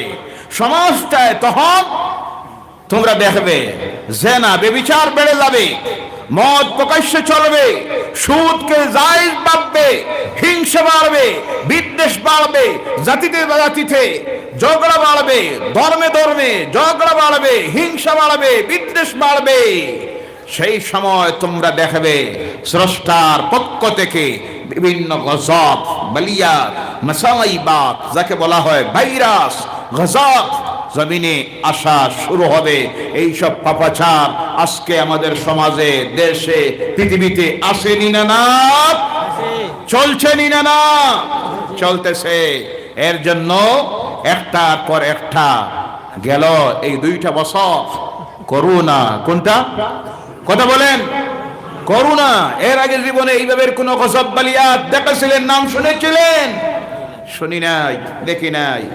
এরপর এখন সামনে সে হাজির হয়ে গেছে আরেকটা করোনার চাইতে আরো পাওয়ারফুল, পাওয়ার নিয়া অমিক্রন। কোনটা? অমিক্রন। আল্লাহ হেফাজত করুক আমাদেরকে, সকলে বলেন আল্লাহুম্মা আমিন। এরপর এই কয়েকদিন আগে গেল জাওয়াদ নামের ঘূর্ণিঝড়। কি পরিমাণ এখানে হয়েছে কি জি? জাওয়াদ নামের ঘূর্ণিঝড় কি পরিমাণ ক্ষতিগ্রস্ত করলো মানুষকে। আল্লাহ রাসূল বলছেন, এইভাবে পাপাচার যখন পৃথিবীতে শুরু হবে তখন ঘন ঘন ভূমিকম্প হবে। আগের চাইতে ভূমিকম্প এখন বেশি না কম? তখন তোমরা দেখবে অনাবৃষ্টি আরম্ভ হবে, কোন সময় অতিবৃষ্টি, অসময়ে বৃষ্টি, অসময়ে ঝড় তুফান, ঘূর্ণিঝড়, শিলাবৃষ্টি, বিভিন্নভাবে বিপর্যয় পৃথিবীতে শুরু হবে। সেই সময় এর থেকে বাঁচারও রাস্তা ইসলাম শিখাইয়া দিছে নি না? কথা বলেন। ইসলাম বাঁচানোর শিক্ষা শিখাইয়া দিয়েছে, রাস্তা বলে দিয়েছে। এই অবস্থা যখন তৈরি হবে তখন তোমরা করো কি? ইয়া আইয়ুহাল্লাযীনা আমানু তুবু ইলাল্লাহি তাওবাতান নাসুহা। হে ঈমানদাররা, তখন তোমরা তোমাদের রব, তোমাদের স্রষ্টা আল্লাহর দিকে ফিরে যাও। ফিরে আসো আল্লাহর দিকে, তওবা করো। অর্থাৎ যে যে পাপাচারে লিপ্ত হয়েছ তার থেকে ফিরে যাও, বিরত হয়ে যাও। তাওবাতান নাসুহা, দৃঢ়তার সহিত তোমরা তওবা করো, ফিরে যাও। অর্থাৎ তোমাদের স্রষ্টা আল্লাহর কাছে তখন তোমরা করো কি? তওবা কবুল এর জন্য 3টা শর্ত। 1 নম্বরে তোমরা তোমাদের রবের কাছে, আল্লাহর কাছে স্বীকার করে নেও, অনুতপ্ত হও, অনুশোচনা জ্ঞাপন করো যে আমরা যেটা করে নিয়েছি ভুল করেছি। মদ পান করেছি, ভুল করেছি, চুরি করেছি, জেনা করেছি, ব্যভিচার করেছি, সুদ নিয়েছি, ঘুষ নিয়েছি, হিংসা করতেছি, বিভেদ তৈরি করতেছি জাতিতে জাতিতে, ধর্মে ধর্মে, মানুষে মানুষের মধ্যে, ধনী গরিবের মধ্যে, ওই যা করতেছি করেছি সব ভুল করে নিছি, স্বীকার করে নাও। 2 নম্বরে তোমাদের স্রষ্টা, তোমাদের রব আল্লাহর কাছে তোমরা ক্ষমা প্রার্থনা করো। জীবনে এইভাবে যত কাজগুলি আমরা করেছি, আমাদের রব আল্লাহ তুমি রহমান, তুমি দয়ালু, তুমি মেহেরবান, তুমি আমাদের জীবনের গুনাহগুলি, পাপগুলি ক্ষমা করে দাও। 3 নম্বরে ওয়াদা, ধ্যাত, যা করেছি জীবনে আর করব না, জীবনে আর নামাজ ছাড়ব না, জীবনে মদ পান করব না, চুরি করব না, ডাকাতি করব না, ব্যভিচার করব না, ওজনে কম দিব না, মিথ্যা মামলা করব না, পরনিন্দা করব না, চুগলখড়ি করব না, কাউকে হিংসা করব না, সাম্প্রদায়িক দাঙ্গা বাজাইব না, অন্যের ধর্মীয় প্রতিষ্ঠানের উপরে আঘাত করব না, অন্যের দেব দেবতার প্রতি, আল্লাহর প্রতি, মুহাম্মদের প্রতি এইভাবে অবমাননা করো, কথা বলবো না। মুসলমান যারা তারা প্রতিজ্ঞা করো, প্রতিবেশী অন্য ধর্মের মানুষ যারা আছে তাদের প্রতি দুর্ব্যবহার করব না, তাদের ধর্মীয় প্রতিষ্ঠানের প্রতি দুর্ব্যবহার করব না।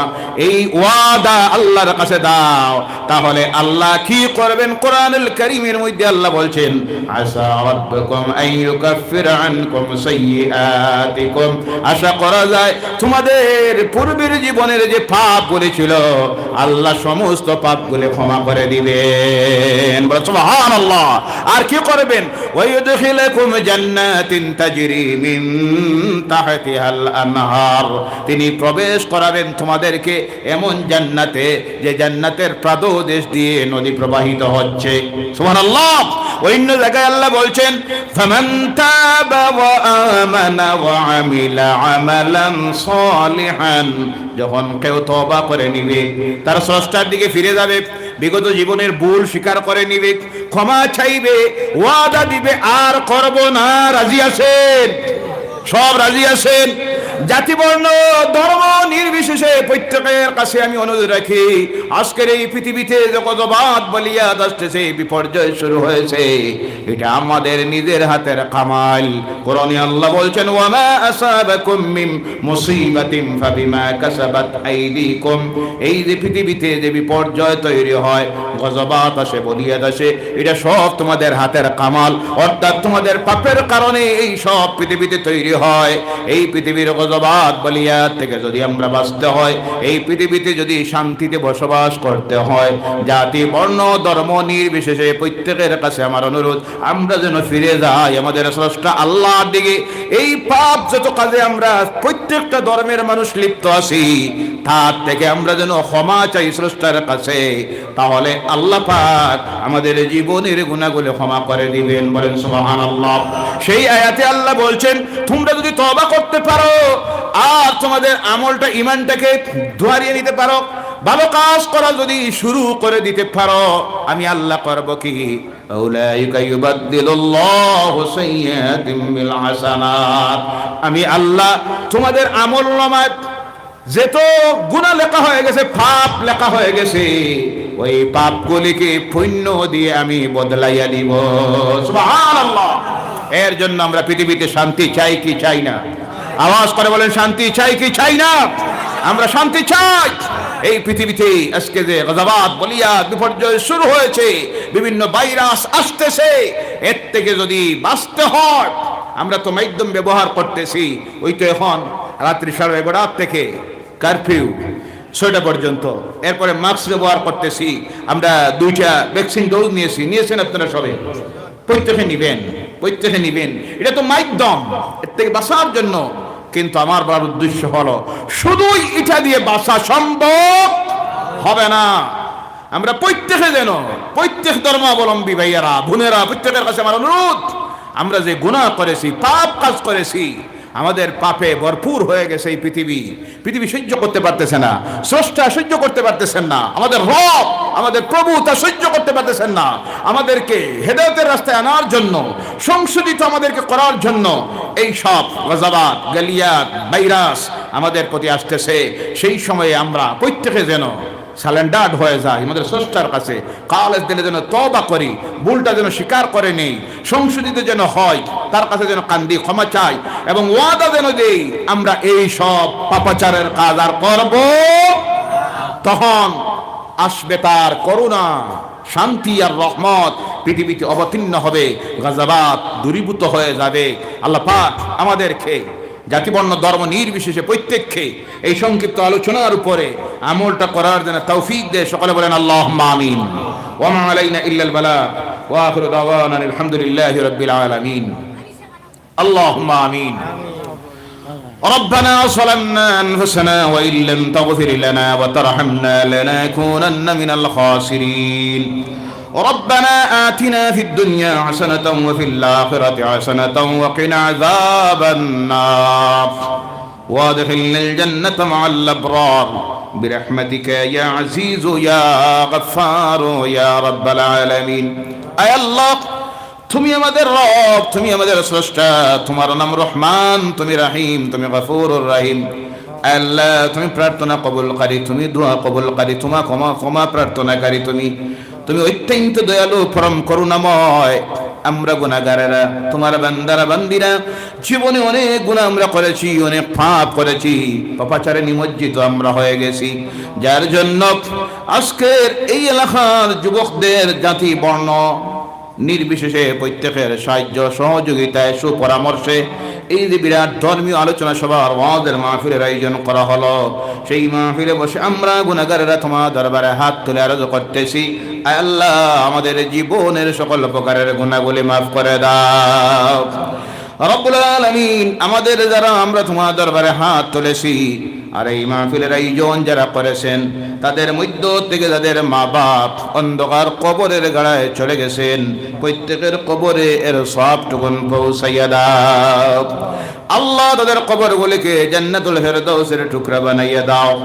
বিশেষ করে ওই এলাকা যে সমস্ত যুবকেরা আজকে বিরাট আয়োজন করলো, আল্লাহ তাদের এই কষ্টটাকে তুমি কবুল করে নাও, এর সবটুকুন তাদের মধ্যেখানের কবরের মধ্যে পৌঁছাইয়া দাও। এর জাযায়ে খায়র তাদেরকে দুনিয়ার জীবনে আখিরাতের জীবনে দিও ইয়া আল্লাহ রব্বুল আলামিন। আমরা যারা হাত তুলেছি, আমাদের মধ্যে যারা অসুস্থ, আমাদেরকে শিফায়ে হাজারা দাও। ব্যবসায়ী ভাইয়েরা হাত তুলেছে, তাদের ব্যবসায় খায়র বরকত দাও। চাকরিজীবীরা হাত তুলেছেন, তাদের কর্মস্থলটা তাদের জন্য আমাদের জায়গা বানাইয়া দাও। শিক্ষিত বেকারেরা হাত তুলেছে, চাকরি নাই, ব্যবসা নাই, আল্লাহ তোমার কুদরত থেকে তাদের হালাল রুজি রিজেকের ব্যবসার ব্যবস্থা করে দাও। রাজনীতিতে জড়িত অনেক ভাইয়েরা হাত তুলেছেন, আল্লাহ যারা হাত তুলেছে তাদেরকে বেশি বেশি করে সমাজের, রাষ্ট্রের, জাতের, কওমের, এলাকার উন্নয়নের জন্য কাজ করে যেতে পারেন, এই তৌফিকটা দাও।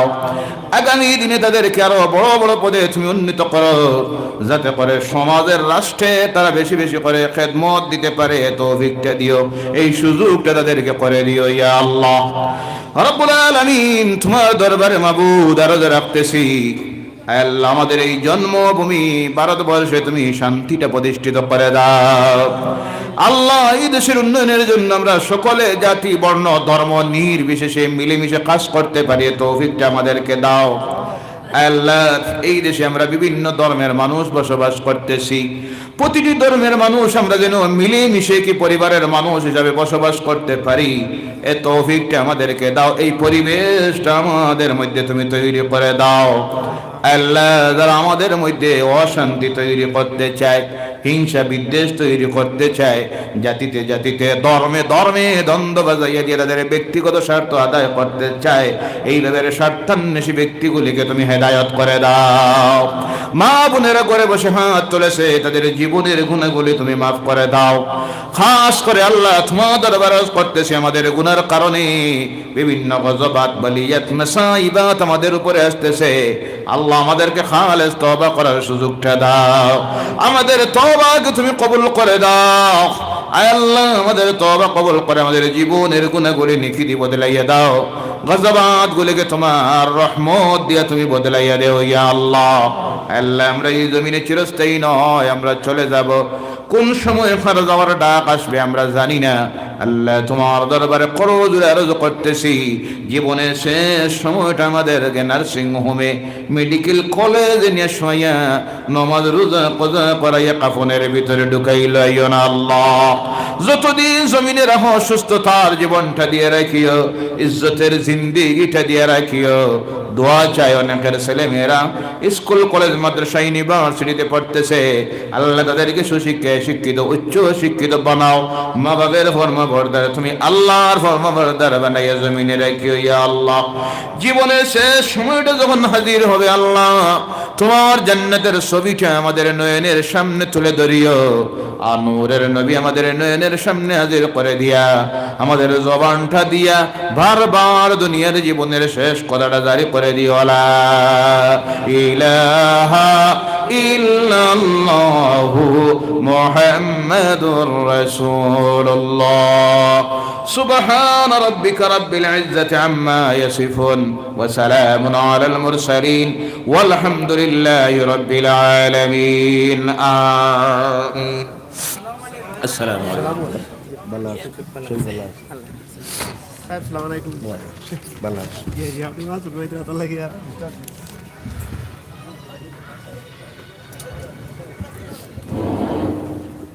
نعرہ تکبیر نعرہ تکبیر نعرہ تکبیر حضرت مولانا فیض احمد صاحب حضرت مولانا فیض احمد صاحب حضرت الجامعۃ السالمیۃ السنیہ نعرہ تکبیر سب علماء সময় খুব বেশি কম একটা সময় শেষের দিকে গিয়া মাহফিলের শেষ দিকে মিলাদ শরীফ পাঠ করিয়া মিলাদ শরীফের সাথে সাথে আপনারা সিগনিয়ে দাওয়াত আছে আপনারা সিগনিয়ে খাইয়া যাইবেন আপনারা সর্বত সিগনিয়ে দাও আর আমাদের সম্মুখে উপস্থিত অতিথিদের গামছা দিয়ে বরণ করা হবে বরণের সাথে সাথে হযরত মাওলানা ফয়জ আহমদ সাহেব আপনাদের সম্মুখে মূল্যবান বয়ান রাখবেন তার আগে মাত্র 1 মিনিটের মধ্যে বক্তব্য সম্পন্ন করার জন্য আমি অনুরোধ রাখবো আমাদের জেলা পরিষদ চেয়ারম্যান প্রতিনিধি যারা বারুক আহমদ বরগুজা আছে আমাদের জামিয়াতুল সালিহিয়াতুল দুনিয়ার অধ্যক্ষ আলহাজ মাওলানা ফয়জ আহমদ সাহেবকে গামছা দিয়ে বরণ করবেন ওয়াজের সভাপতি আব্দুল রাজ্জাক সাহেব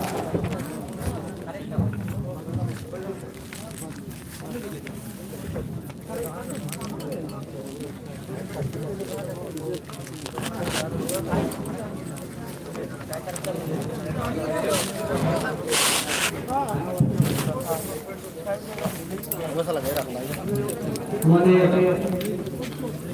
জেলার সুন্দর জামাতের সাধারণ সম্পাদক আমার বড় ভাই নিমুদ্দিন মিনারে সংস্থাটি গ্রহণ করবেন সালমান আহমদ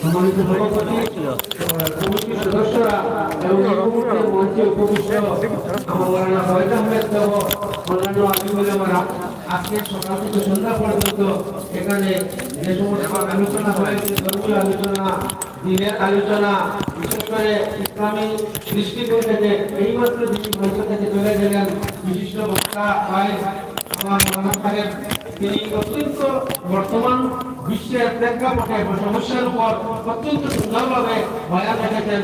আমি আপনাদের কাছে এটাই অনুরোধ করব সকাল থেকে যে সমস্ত আমাদের ওয়াইজরা যে সমস্ত মূল্যবান কথা বলেছেন ইসলামের দৃষ্টিতে কোরআনের দৃষ্টিতে হাদিসের দৃষ্টিতে ওলিয়া উলিয়াদের এর উপর যে সমস্ত আলোচনা করেছেন আমরা যাতে প্রত্যেকটি আলোচনা থেকে আমাদের বাস্তবিক জীবনে এবং সামাজিক জীবনে কাজে লাগাতে পারি তবেই আমি মনে করি আজকের এই আয়োজনে সার্থকতা রয়েছে। আমি এক বিশেষ কিছু বলতে যাব না উপস্থিত আছেন মাওলানা ফয়জ আহমদ সাহেব উনিও বিশেষ বক্তা উদীয়মান বক্তা ইসলামের বিভিন্ন দৃষ্টিকোণ থেকে উনি বক্তব্য রাখেন বয়ান রাখেন। আমি আশা করি ওনার বক্তব্য থেকে আপনারা বিশেষ উপকার পাবেন উপকৃত হবেন তাই ধৈর্য সহকারে ওনার ওয়াজ শোনার জন্য আমি অনুরোধ করছি। ধন্যবাদ। আসসালামু আলাইকুম।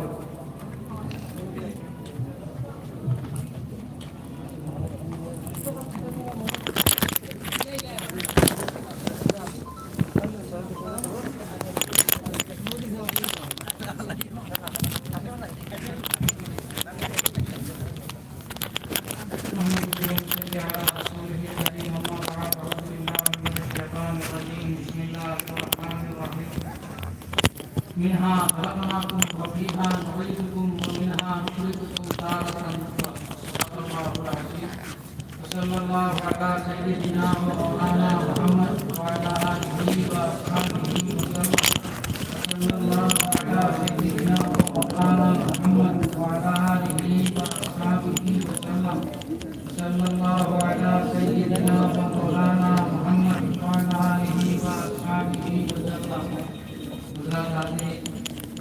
পাক খাইতে আওয়াজ শুরু হচ্ছে এবং আওয়াজ শেষে লবণ লবণ খাইতে সময় আবার বেশ খাইতে না লবণটাকে খুব ভালো লাগে জানো না লবণ খাইতে সময় তার মিটার তার পরিমাণটা কম আওয়াজও শেষ আর আমি লবণের মতো তো